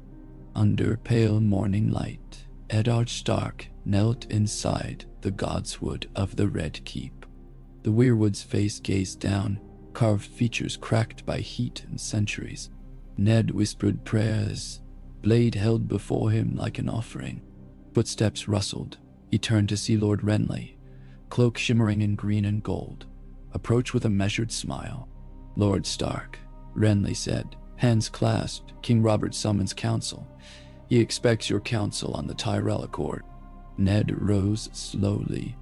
An accord forged before the throne is secure invites more suitors to the pyre. Renly's smile widened. Precaution breeds prudence. The Tyrell host marches at my word. Your word, Ned echoed. Do you speak for High Garden now? Renly's eyes glinted. I speak for what must be, Lord Stark. Robert wields steel, I wield petals. Together we sow victory. He inclined his head. I would have your support. Ned slid ice back into its sheath. He felt the weirwood's crimson sap eyes upon them both. My support rides with truth, not flowers. Then let truth bloom, Renly said lightly, though a shadow crossed his face. He turned and vanished down the moss-laden path, leaving Ned to wonder which blade cut sharper, a soldier's sword or a gardener's pruning shears. That afternoon, Robert received a raven from the north. King beyond the wall Mance Raider, massing free folk near the Frostfangs. Wildlings boldened by southern discord. Robert crushed the parchment. Even the wall shakes while we squabble. Stannis frowned. A point, a warden of the north, until Stark returns. Name him yourself, Robert growled. I'm knee-deep in walls already. But later, alone, he penned a command to the Night's Watch. Hold fast, send word of need. He sealed it with a blood-red wax and pressed Ned's ring into it. Days stretched into weeks. Tywin raised the Red Fork farmholds. Tully raiders harried his supply train, and the Trident's muddy water grew red again. Renly paraded Marguerite Tyrell into King's Landing in a procession of silk and perfume. Small folk cheered the little Queen of Roses while Robert drank barrel-aged ale to douse gnawing worry. Stannis reinforced river gates and drilled crossbowmen. Ned hunted for Sansa in the keep, to no avail. Arya's trail vanished after the first riot. Varys delivered fragments. A blonde girl sighted boarding a riverboat. A dark-haired sprite glimpsed near Crackclaw Point. Perhaps or perhaps not the wolf cubs. Each rumor pierced Ned anew. One humid night, Ned confronted Varys in the lantern-lit rookery. Spare riddles. Are my daughters alive? Varys' eyes glimmered like polished onyx. The realm is a great beast, Lord Stark. It hungers, but rarely devours young wolves outright. I believe the girls breathe still. One among roses, one among thorns. He offered a small scroll. A whisper from the Riverlands. A red stallion bearing a weeping maiden, headed north under Lannister escort. Ned's hand trembled. Sansa, perhaps. Varys, whisper floated. Yet whispers twist like smoke. Treat each with caution. Ned clutched the scroll. If harm touches them, you'll answer to me. Varys bowed. I answer to the realm, my lord. Its heart beats eerily close to your own. Ned stalked away, burden heavier than before. Outside Rosby's walls, thunder of hooves announced trouble at dawn. Jaime peered over the battlements, golden hair whipping in spring wind.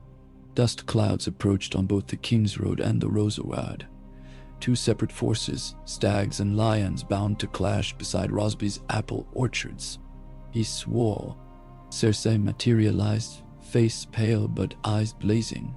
Father comes, she breathed, spotting crimson banners among distant riders. But further west, the crowned stag of Baratheon galloped. Robert had ridden ahead of his host, a wedge of stormlords around him. Two armies would converge in hours, and Rosby sat between the jaws. Jaime turned. We move the princes east. Giles can stall Robert until father arrives. Cersei's yaw set, and when stags batter the gates, we hold the boys as bargaining chips. Robert won't risk them. Robert, Cersei hissed. I care nothing for Robert. I fear Stannis. He would burn our corpses to ash if law allowed. Her gaze flicked toward the Rosarad. We make for Duskendale, hire sell sail. She strode away, already shouting for litters and provisions. Jaime rested a hand on the stone crenellation. Below, Rosby's garrison trembled. Tomorrow, ground now dotted with spring flowers would grow spattered red. He found no song in that, only the dull ache of inevitability. At midday, Robert reined in atop a low rise overlooking Rosby's green fields. Storm clouds massed overhead, painting grass sulphurous dark. Behind him rode 30 knights, too few for siege, just enough for challenge. On the opposite ridge a crimson standard appeared, twin-tailed lion on field of gold. Jaime Lannister rode beneath it, armor polished. Between them, the keep's ragged banner drooped windless, as though fear stole the breeze. Robert studied the scene. Looks like parley. Beside him, Stannis shook his head. Tywin is hours behind. Jaime means to stall until then. Nani don't. Robert hefted his hammer. Then we break stallions who block our road. He urged his mount forward. They met halfway, each accompanied by 2 knights. Jaime removed his helm, golden hair spilling. Your Grace, he called. How swiftly your love for lions cools. Robert laughed, though it tasted of iron. I've no love for those who steal cubs into their sister's bed. Jaime's smile thinned. I did as I pleased with the sister, the realm thrust upon me. His gaze flicked to Stannis. Shall we trade pieties or terms? Robert wheeled his destrier. Terms, yield the queen, my supposed children, and the king's guard who remain with you. Bend the knee, and your father keeps his head on his shoulders. And if we refuse? Jaime asked lightly. Robert's smile faded. This hammer broke the dragon. The lion will crack easier. Thunder rumbled as if answering. Jaime donned his helm again. A pity, he said through visor slits. She always did fancy that jaw of yours. Goodbye, Robert. He spurred his horse back toward the keep. Robert turned to Stannis. Signal the main host. We take Rosby before dusk. Muni, Bunchum hair. As warhorns brayed, the first fat raindrops splashed against Robert's helm. He lifted his hammer skyward. Let it rain, he roared to the ash-gray heavens. We'll make wine of lion's blood. Lightning forked, illuminating the field where stags formed ranks and archers knocked black-fletched arrows. From the opposite side, Rosby's gates creaked open, disgorging gold-capped pikes. 2 storms converged, one of nature, one of blood, and thus the Baratheon brothers unfurled their antlers against the lion's pride, while somewhere in the gathering dark, wolves and trout and dragons each readied their own claws. The game was set. The first pieces tumbled. Yet across a narrow sea, in a candlelit room above the spice bazaar of Pentos, a girl with silver hair and dragons in her dreams lifted her head as if hearing distant thunder and smiled. For in the storm's roar, she fancied she could hear wings beating once more. Rain drummed on the bronze-capped helms of the Baratheon vanguard, like 1,000 smiths, beating dull iron. Gray clouds huddled so low over Rosby's green that their bellies seemed to scrape the crenellations. And each gust carried the raw tang of a thunderstorm, still gathering its full malice out beyond the tree line. Robert Baratheon tasted that wind on his tongue, metal and moss, and a bitterness he had not known since the Trident, and felt something formidable uncoil inside him. At last the kingdom had sloughed off its silks to reveal the honest hide beneath, edged with steel, veined in treachery, thrumming with the promise of ruin or renewal. He guided his warhorse downslope at a measured trot, hammerhead resting across the saddlebow. The stag banners behind him billowed in ragged procession, tugged by fitful gusts that blew salt from Blackwater Bay and smoke from 6 farmsteads already torched along the King's Road. Ahead, Rosby's curtain wall crouched like an old mastiff on its haunches, solid, wary, loyal only to the hand that fed it. Torches guttered above the gatehouse, their flames whipped sideways as if cringing from the storm. Robert's keen eyes picked out shapes moving along the parapet, crossbowmen ducking behind merlons, mailed sentries jogging to reinforce a corner tower, a trio of helmeted figures arguing in tight silhouette. No standards flew. Rosby's own sickly green banner had been hauled down hours earlier, replaced first by Cersei's gold on crimson, and then, when the queen fled, by nothing at all. The keep waited to learn which beast would claim it next. To Robert's left rode Lord Caron of Nightsong, black feathers drooping beneath the pearl and silver-winged helm that made him seem a giant crow. To his right, grim as nightfall, Stannis Baratheon scanned the battlements with narrowed eyes. He rode clad in mail darkened by lamp-black, Baratheon's crowned stag, picked out in dull copper on his breast, a stark contrast to Robert's own bright gold device. The brothers had fought together before, but never with so much at stake nor so little guarantee of triumph. Behind them thundered a column of Stormlanders, pikes bristling, shields painted with stags rampant, hammers or lightning bolts. The tree of House Estermont, the swan of Selwyn of Storm's swan song, sigils all raw, and weather-stripped by 3 weeks of forced marches. Sir Barristan Selmy cantered up from the rear guard and inclined his white-plumed head. Scouts report the Queen's litter slipped out 2 hours after midnight, Your Grace. They left the north gate unbarred, rode hard along the old Roserad. No more than 40 men in escort. Jaime Lannister remains inside with 300. 300 stags, 300 lions, 10 bloody thousand crows, Robert muttered. Numbers blur when hammers swing. He raised his voice. Stannis, take Selmy, circle west of the keep.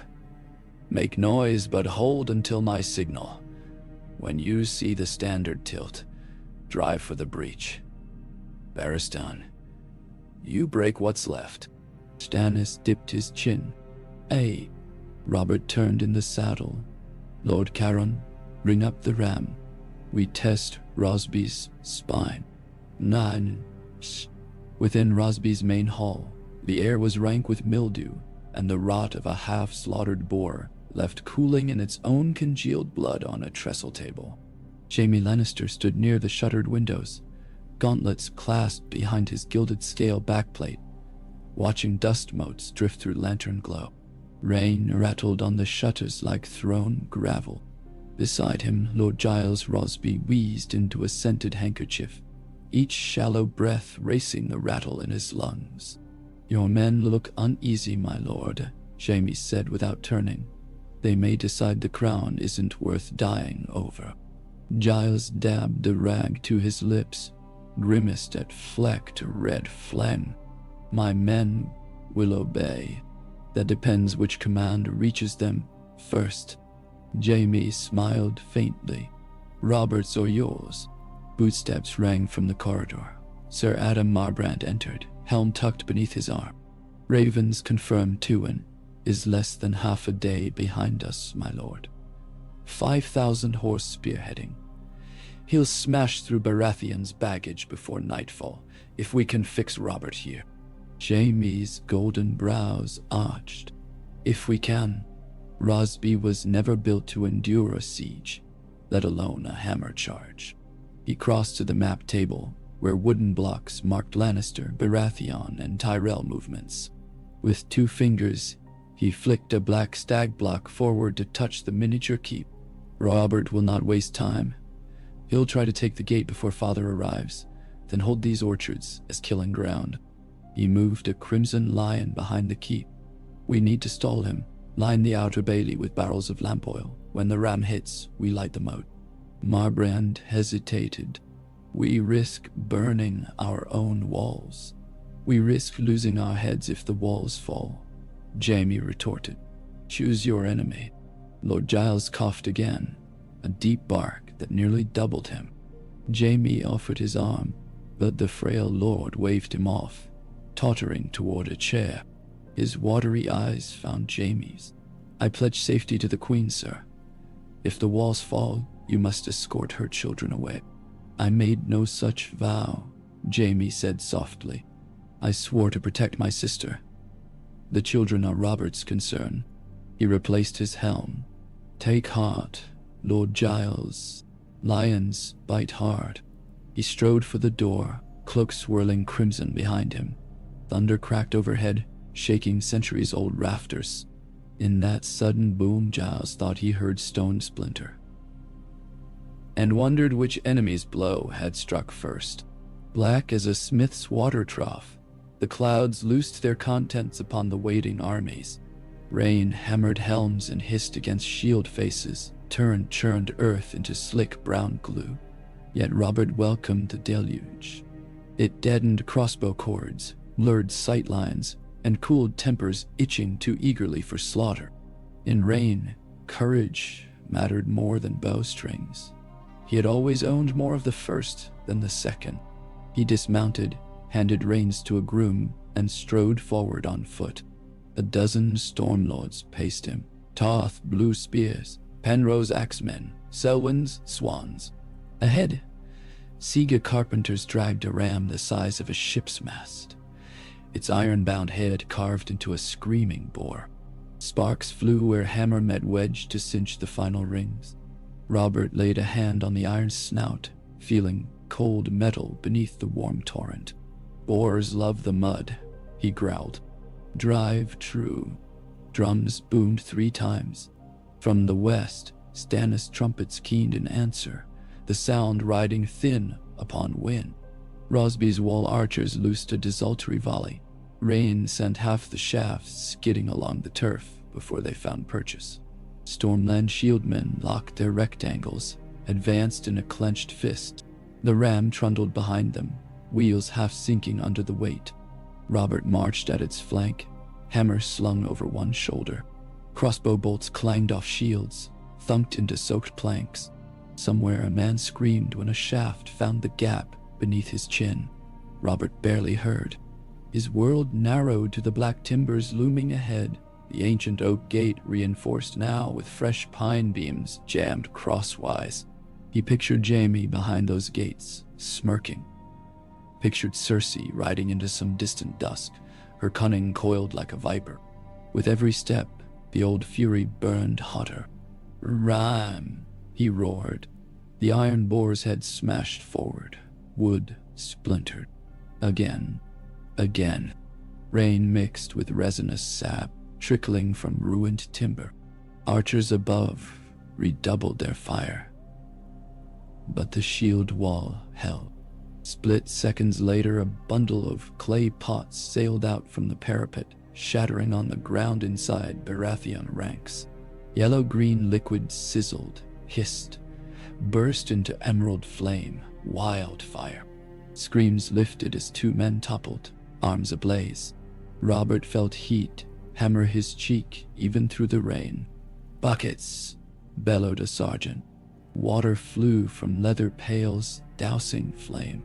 The ram crashed in harder, and louder came the crack of timber.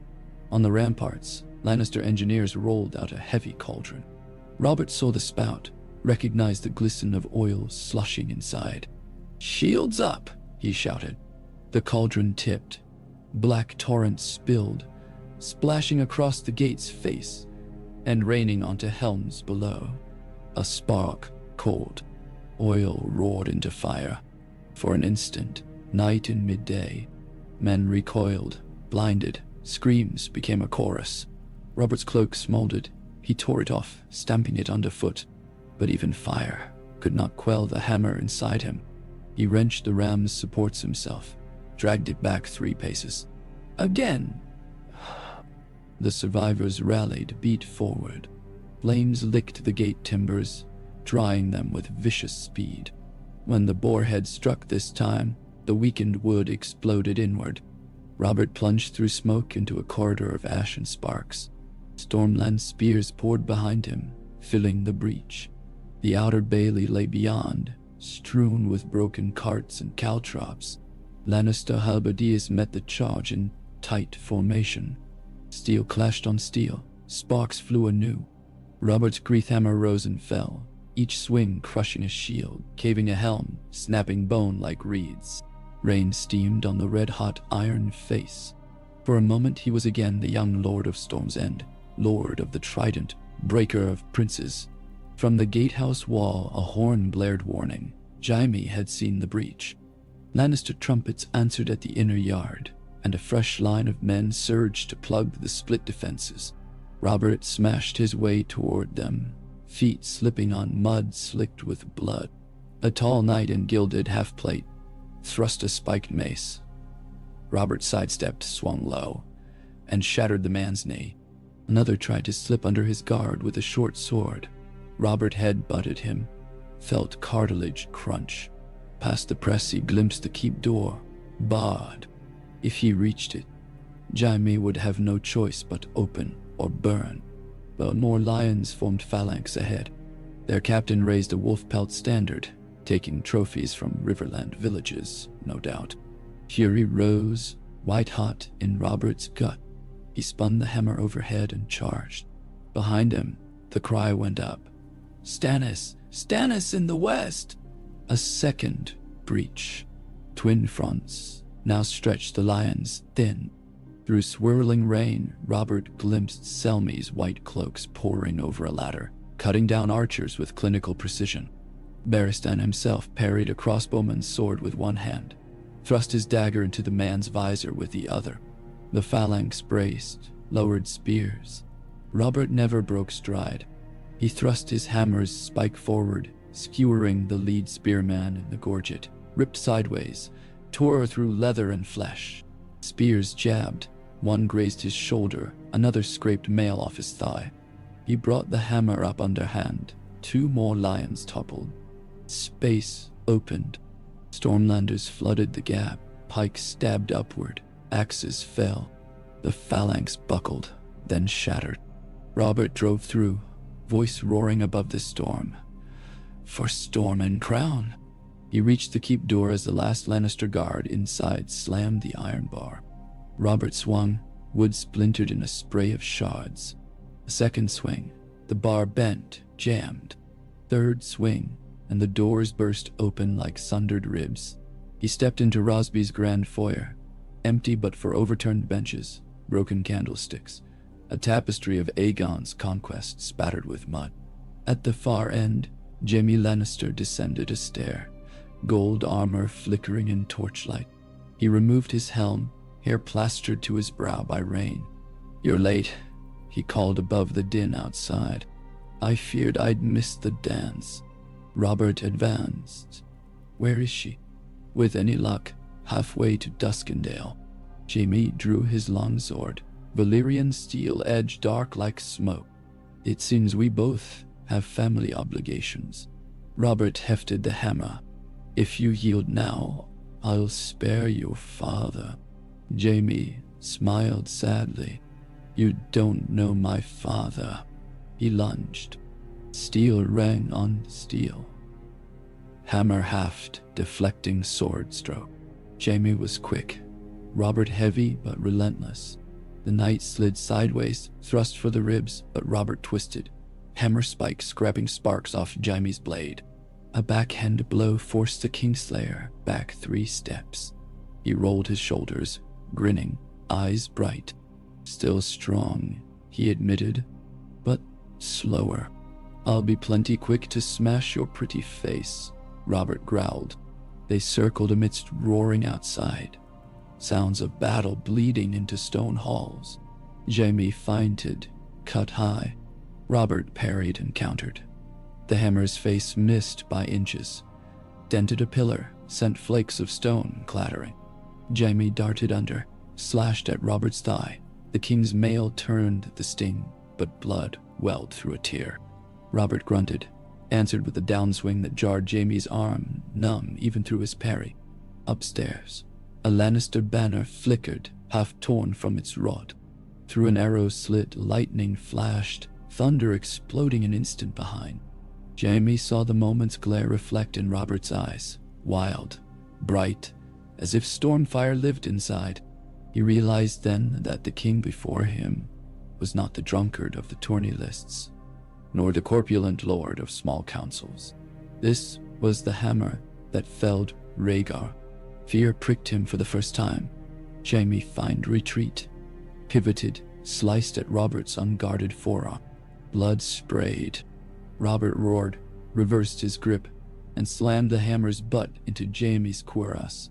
The impact drove the younger man backwards across the marble, cracking ribs.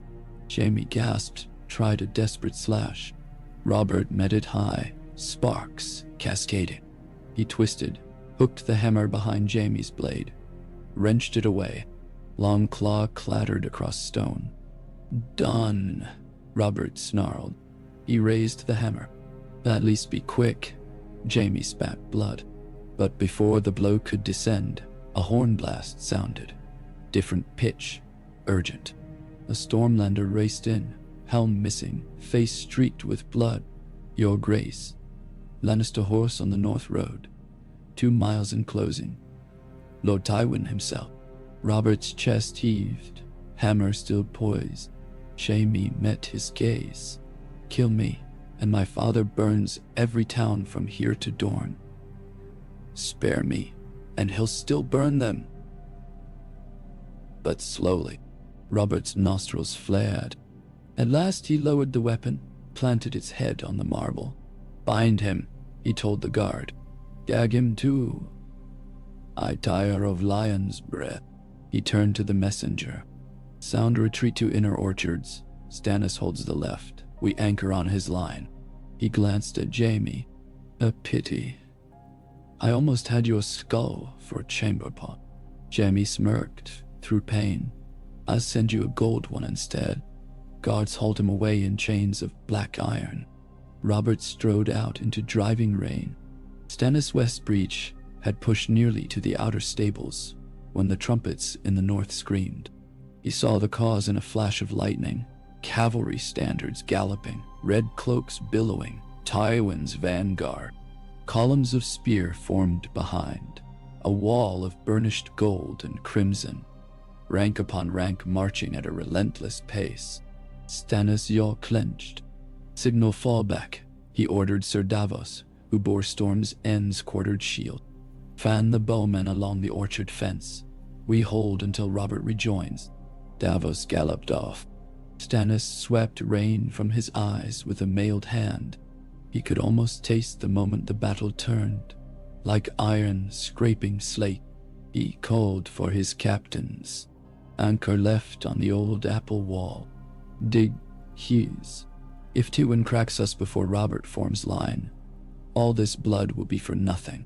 As he spoke, he unslung his greatsword, the edge keen enough to catch rain and split it. From the orchard came the bawling of cattle penned there. Lannisters had driven livestock inside to feed their men. Now panicked beasts smashed fences, adding to confusion. Stormlander archers knelt behind stone dikes. Knocked arrows waxed against wet, and loosed at the advancing lions. Shafts fluttered. A few found gaps in plate, but most skittered off shields. The vanguard closed. 200 mounted knights, lowering lances. Stannis breathed once, held the sword high. Shield wall. The first line braced, long spears angled like teeth. The cavalry thundered in. Rain glazed the horses' flanks, turned their eyes wild. The ground gave under hooves. When the crash came, wood shattered. Men screamed. Horses shrieked. Stannis slammed his sword into Adestria's neck, rolled aside as the beast toppled. Another knight broke through, swinging the morning star. Stannis parried, riposted through the man's visor hinge, felt hot breath spray. Whoa. The lion horsemen withdrew to wheel again. Stormlanders hurried to recknet the wall, dragging the wounded behind cart. Stannis saw Davos rallying a line of pikemen under a sprawling oak. A second cavalry wave surged, and with them came footmen, heavy pikes, tower shields painted with the Lannister lion. The lion would not hold a second charge, but horns blared from the south orchard, Robert returning. His battering ram company now formed flank. Hammers raised, shields dappled with ash and blood. They crashed into the charging horse from the side, turning momentum to chaos. Horses collided, knights tumbled. Robert himself burst from the crush, hammer sweeping. He clove a breastplate like ripe melon, tore a lance from another rider, hurled it into the back of a third. Stannis maneuvered to join him, blade salves licking raindrops. "Father's here," Robert panted as they met among corpses. "Hold this field till dark, then we slip east. Lannister's heavy foot cannot run the mud." Stannis nodded once, then called orders. Sir Davos gathered archers. Sir Hightower drove captured pikes into bramble nets to break horses. For 2 hours, the lines surged and ebbed. Tywin's infantry ground forward, implacable as tide. Robert's men countercharged, improvised hurdles of rotting apple carts, ignited damp brush with stolen wildfire jars. Smoke mingled with mist, green flames sputtering, but sowing fear among Tywin's men who feared the Mad King's memory. As sun dipped behind the clouds, twilight lent the battlefield slate hues. Both sides fought more by sound than sight. The clang of steel, the shriek of wounded, the guttural cries of commanders wrestling throat-raw for order. Somewhere in that gloom, 2 trumpets trilled in the Lannister rear, signal to withdraw and regroup. Tywin, assessing price versus gain, had chosen to fall back and encamp north of the Rose Road, rather than grind further in dark mud. Stormlanders cheered raggedly. Robert bellowed them quiet. "No cheer," he wheezed, arm trembling from hammer swings. "We bled him, not broken him." He looked for Stannis, found him at the orchard wall, sword missing, left arm dangling. Robert limped across carcasses. "Brother." Stannis turned, face pale, eyes afire still. "I live," he said, arms a scratch. It was more. It hung useless, bones showing through torn mail. But he stepped forward regardless. Robert clasped Stannis' good shoulder. "You saved the line," he said simply. Stannis' jaw twitched. "We still sit between Lion and Father's army. Tomorrow he will probe again. And Rosby's keep is half burnt." Robert looked back at the smoking gatehouse. Its roof collapsed inwards. "We'll seed it tonight." He scanned the ruined field. "We pull south to the Derry Hills, draw him from supplies." He sighed. "Too many dead already." "Too few," Stannis murmured. "If Tywin still breathes." Robert's laugh was harsh. "He breathes and curses our names." He turned to his captains. "Gather wounded, strip the fallen. We leave by moonrise." Far to the south, on the windswept veranda of Dragonstone's Sea Dragon Tower, Melisandre watched the storm's distant flicker across the northern horizon. The clouds there pulsed with interior fire, flashes of red and green glimmering like embers stirred by a bellows. She closed her eyes, inhaled the scent of salt and sulfur, and in her mind's eye, the horizon parted, revealing darkness beneath darkness, a pit in which squirmed pale lava, each marked by a sigil of Westeros: lion, stag, wolf, dragon, rose, crockett. Above them flickered shadows of crowns, melting, reforging, melting again. A voice, low as basalt grinding on basalt, whispered from that vision. "The sword is forged in 3 fires. 1 burns now. 2 yet to come." Melisandre opened her eyes. "So it begins," she breathed, ruby glimmering at her throat. She turned from the balustrade, her red silk slipping over carved stone like living flame, and descended to the chamber where Stannis' letters waited. She would write him again, urging him south, urging him to the fire she had seen reflected in the sky. In King's Landing, the riot's ashes still smoldered, but the markets had reopened. Fishwives gutted black bream on benches repaired with scrap planks. Cobblers hawked boots stitched from once fine saddles. Stripped off dead men. Jesters tumbled for coppers before statues missing noses. Above it all, the Red Keep brooded, windows dark, garrison doubled. Rumors spread like spilled ale. Robert slain, he lived.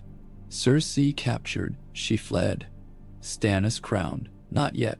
Margaery Tyrell to wed the king next moon, possibly. Fear made men credulous. Hope made them reckless. Inside the Tower of the Hand, Eddard Stark hunched over a cluttered desk, quills scratching across parchment. Letters to River Run, to Moat Cailin, to the Eyrie, each pleading caution, each perhaps futile now that swords drowned reason.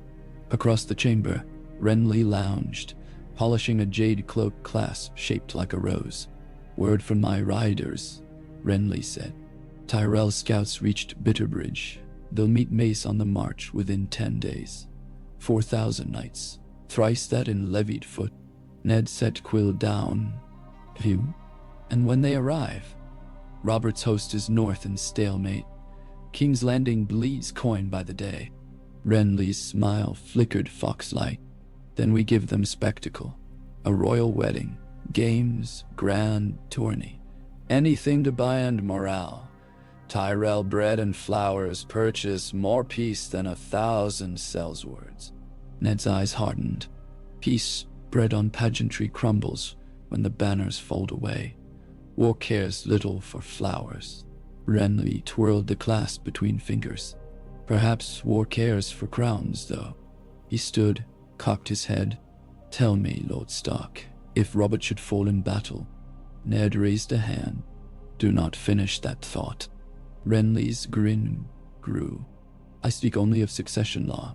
Stannis is elder, true, but dour, rigid, unloved. The realm is weary. It might prefer—" "Renly," Ned said, steel sheathing every syllable. "If either of us means to save Westeros from ruin, we must stop lusting after the throne's carcass while the beast yet lives." Renly sighed theatrically, replaced the clasp. "You are honor-bound, as always." He strolled to the door. Yet honor seldom feeds armies. At the threshold, he paused. "When your daughters return, remind them some flowers bear thorns sharper than steel." He left, without waiting for answer. Ned closed his eyes a moment. Arya still missing, Sansa hostage, somewhere between lions and roses. He drew a breath smelling of ink, wax, and despair. "Winter is nearly here," he whispered, though summer's heat still pressed the stones. He dipped quill again. Crossed the seas, in the painted loft of Magister Illyrio's Pentoshimans, Daenerys Targaryen traced a silk map embroidered with rivers and mountains she barely knew by name. She followed the threadwork from Slaver's Bay, across the Bone Mountains, across the Dothraki Sea, over the narrow water, to the crooked finger of land labeled Dragonstone. A quiver sparked in her chest at the sight of that name. "He was born there," she murmured of the brother she had never met, the king who never sat a throne. "And so was I." Illyria reclined on a chaise, rings flashing. The black stag wars with the golden lion now. Their thunder shakes the ocean. In such noise, a dragon's roar might go unnoticed until too late. He produced a scroll bearing Varys' cipher. "They cripple themselves, little queen. When Westeros cries for justice, you will answer. The Golden Company readies ships at Volantis. You need only cross, and half the realm will open its gates.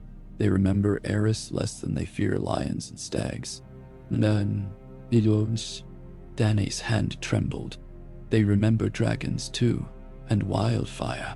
Illyrio's smile widened. "Fear cuts both ways. Ride it." He poured spiced wine. "Take heart. In Westeros, every child knows the words of House Targaryen. Fire and blood," she thought. She touched her belly, where 2 moons past she had felt quickening. Another life now stilled. Fire and blood. She closed her eyes. Across the narrow sea, war already blazed. She would bring a greater fire, or she would never cross it all. Night settled fierce and moonless on the Darry Hills. Robert's host huddled among thorn copses, drenched, hungry but alive.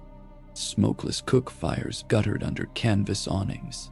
Armorers hammered dents from breastplates by lantern glow. Robert sat beneath an oak, cloak drawn, arm freshly stitched by Maester Cresson, summoned from Dragonstone at Stannis' insistence. Pain gnawed, but drink dulled its teeth. Stannis sat opposite, wounded arm splinted. Between them a single candle guttered, its flame swaying like a duelist's blade. Robert drank, wiped his beard. Tywin's numbers grow. Selmy counts 15,000 between his main and vanguard. One, ye. We hold 9, Stannis said. Weather rots his fodder. He must strike soon or starve. Robert grunted. A lion starves last. Stannis' mouth twisted. Unless his prey drags the carcass deeper into winter. He leaned forward. We fall back to Maidenpool. Lure him east, away from supply. Renly claims Highgarden's grain will sail upriver to us. Renly claims many things, Robert muttered. He stared into the candle, saw there the faces of sons who weren't his, brother who perhaps coveted, fatherless princes in towers. He rubbed eyes gritty with smoke. What of Jaime? Secure in manacles, Stannis replied. Barristan offers to escort him to the capital for trial. Trial? Robert snorted softly. Jaime has danced on justice's edge since he slew the Mad King. The realm forgave. Would it forgive again? He shook his head. Hold him for ransom. Tywin may pause if his golden heir dangles. Stannis said nothing, but Robert caught the doubt in his eyes. He drained his cup. I'll not trade Jaime for gold.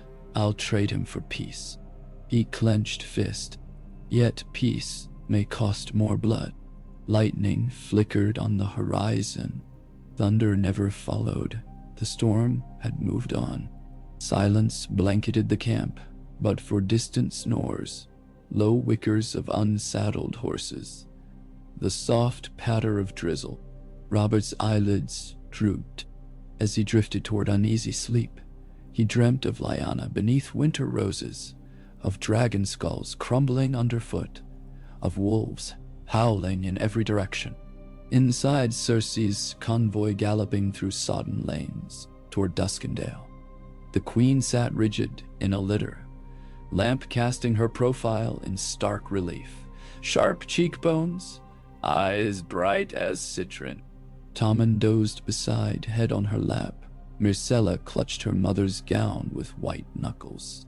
Outside, rain sheeted off the canvas, and each lurch of the wagon threatened to unseat travel-sick stomachs. Ahead, Sir Osmund Kettleblack splashed back, dismounted. Ruined bridge up yonder, m'lady. Flood took half the span. Cersei pushed aside, flap. Can we ford? Too deep by half. We ride south an hour, cross the Fisher Ford near the Weeping Water. Do it. She withdrew, glanced at her sleeping children. Each mile from Robert's reach east, a coil of tension around her throat. Yet each mile nearer the narrow sea risked Taroshi corsairs.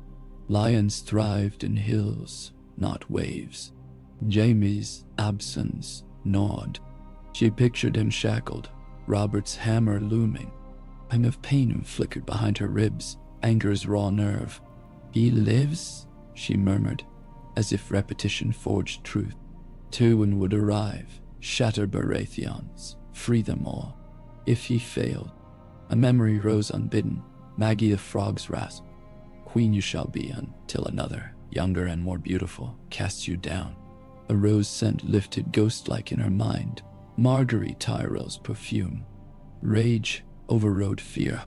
She would see Highgarden's petals wither black ere they crowned the stag. The litter jerked forward, turned onto a narrower track. Rain eased, leaving dripping branches overhung. Far ahead, torches bobbed, scouts clearing path. Cersei stroked Tommen's hair. But her stare reached beyond the canvas, through darkness, toward an iron throne she refused to relinquish, even if she must burn half the realm to keep it. Arya Stark and Gendry rode most of that same night north along the river road, skirting patrols by ducking into thickets. Their stolen horses flagged. Docks along the Trident had been seized by soldiers seeking crossing, so they kept to muddy banks. Near dawn, they dismounted to water the mounts at a shallow inlet. Mists curled over the water like tattered ghosts. Gendry knelt, filled skins. If we keep west, we reach the Blackwater Rush. Cross there, find the Rose Road. Arya wiped sweat, shivered. East paths crawl with lions. Father is north of the cross. I know it. No use. Gendry slung water skins. Then we skirt to Kingswood, hunt rabbits when we can. He handed her a half loaf, last of provisions. Arya tore a small piece, offered back the rest. Gendry shook head. You needed more. They ate in silence. Sunrise smoldering behind ragged clouds. Somewhere behind, horns brayed, distant but drawing closer. Arya scanned tree line. We go. They mounted, set off at brisk walk. Mud sucked at hooves. 2 hours later they spied smoke pillars west. Battle's remains. Crows wheeled above. Arya clutched needle tighter, urging Mare into scrub. Not today, she whispered to unseen corpses.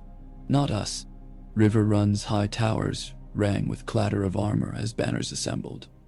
Tully trout, Blackwood ravens, Frey twin towers, bracken red stallions. In Lord Hoster's solar, Catelyn Stark conversed with Brynden and Edmure. Father weakens, Edmure said, voice breaking. Maester Vyman says another chill may end him. Catelyn placed a hand on her brother's arm. We ride at dawn regardless. The river cannot remain unguarded. If Tywin crosses the Trident unopposed, he divides our armies like reeds. No. Brynden tapped map. We fortify Stonehenge and Fairmarket. Gregor's marauders will test them first. Edmure flexed fist. I'll lead the van. Aye. Catelyn's eyes softened. Take care. The mountain leaves little but ashes. She drew a breath. When word reaches Robb at Winterfell, he will march south. Father must know his house stands united. Brynden smiled wryly. The young wolf will bare his teeth soon enough. Catelyn turned to window, watched storm clouds creep from the west. She whispered a silent prayer that those teeth did not break upon Lionhide. Night after night, councils assembled. Alliances shifted. Lord Frey accepted Lannister gold while promising Tully safe passage. The Greyjoys feasted on rumors of fractured mainland, their longships prowling fingers of the west coast. In the Vale, Lysa Arryn posted fresh men atop the bloody gate, refused ravens from both sides. In dawn, Prince Oberyn returned from Bravos at Doran's summons, his smile as dangerous as the spear he polished. The realm tightened like a drawn bow, each region pulling its string a different direction. At the Wall, Lord Commander Jorah Mormont received ravens too, messages ignored by southern lords. Wildlings amassed under Mance Rayder, tens of thousands, some claim. Yet no levies arrived, no carts of wool or grain. The south bled itself while the far north chilled with growing dread. All the while, ravens flitted across moonlit skies, like black heralds. One such bird, wings ragged from storms, reached Tywin Lannister's command tent as dawn tinged sky with bruised violet. The parchment it bore smelled of smoke and wet ash, a hurried missive.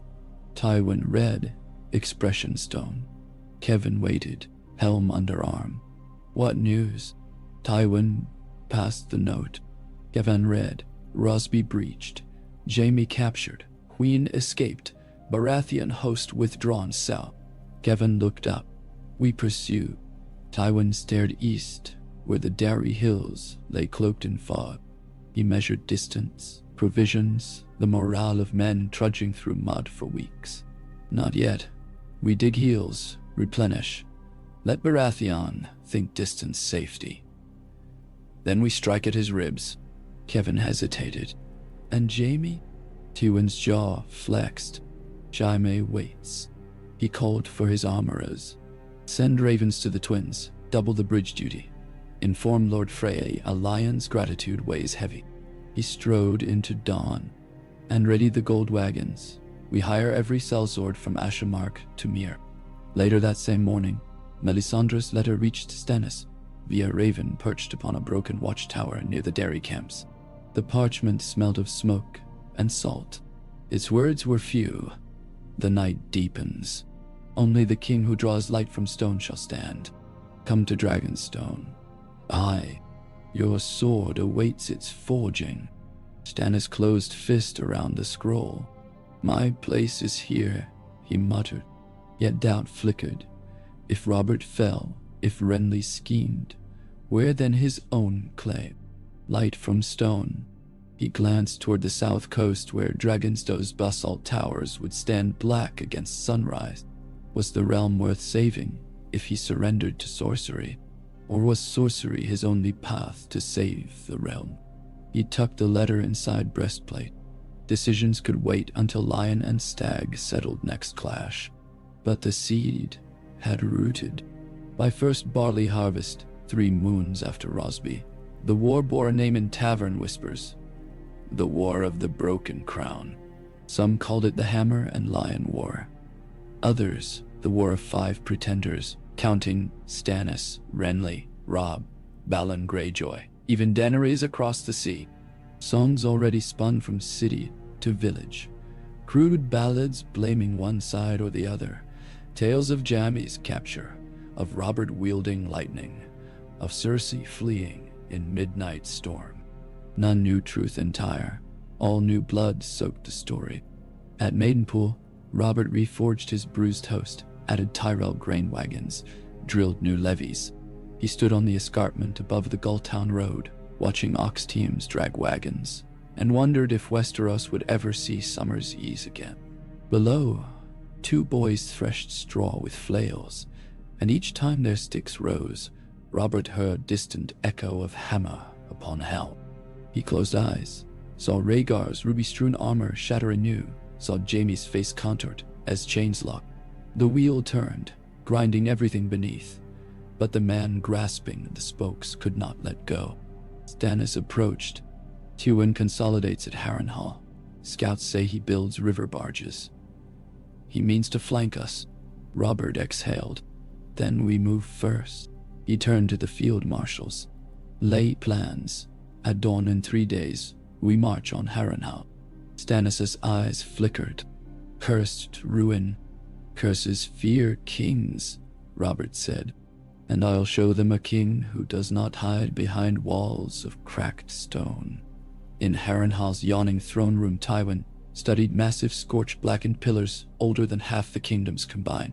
Flames from iron braziers cast shifting demon shapes on pockmarked stone. Ravens nested in rafters, croaking uneasily at new guests. Tywin traced a finger across the melted iron of the Iron Thrones. Bastard cousin. Harren's twisted chair, and felt no awe. Stone, iron, ruin, all crumble under time or gold. Footsteps. Vargo Hoat of the brave companions bowed, drool glistening in beard. Lord, prisoners arrive from the Trident, small folk refusing tithe. String them along the road, Tywin ordered without looking. Leave one alive to carry message. Hoat licked lips. The lion roars, cha-cha. Tywin pivoted. Does it? He stepped closer, voice soft as falling ash. The lion waits. When the moment comes, it devours whole. He glanced north. Tell your sellswords, next dawn we march beneath Harren's shadow. The wolf's cub calls banners. We bite first. Hoat grinned, crooked steel teeth catching light. Blood will flow, yes, yes. He shuffled off, humming discordant tune. Tywin watched him go, then turned back to the ruin. Somewhere above, a stone cracked with a sound like bone. Harrenhal groaned, as though remembering old fires. Tywin's lips thinned. He would not share that fate. He would not burn. He would burn others. On a lonely stretch of beach near Duskendale, Cersei's caravan reached the tide flats at dusk. Ships lay anchored beyond breakers. 3 Lyseni corsairs chartered by Lannister coin. Sir Adam ferried the children in longboat first. Cersei lingered, cloak snapping salt spray. A messenger rode up, crest of the lion crossed by stag. He dismounted, knee-deep in sand. From Lord Tito's Blackwood, lady. Cersei broke seal. Tywin massing at Harrenhal. Robert marching to meet. War's next act would play far inland, far from sea. She crumpled parchment. We sail for Crackclaw Point, then by river to Harrenhal. She stepped into the boat.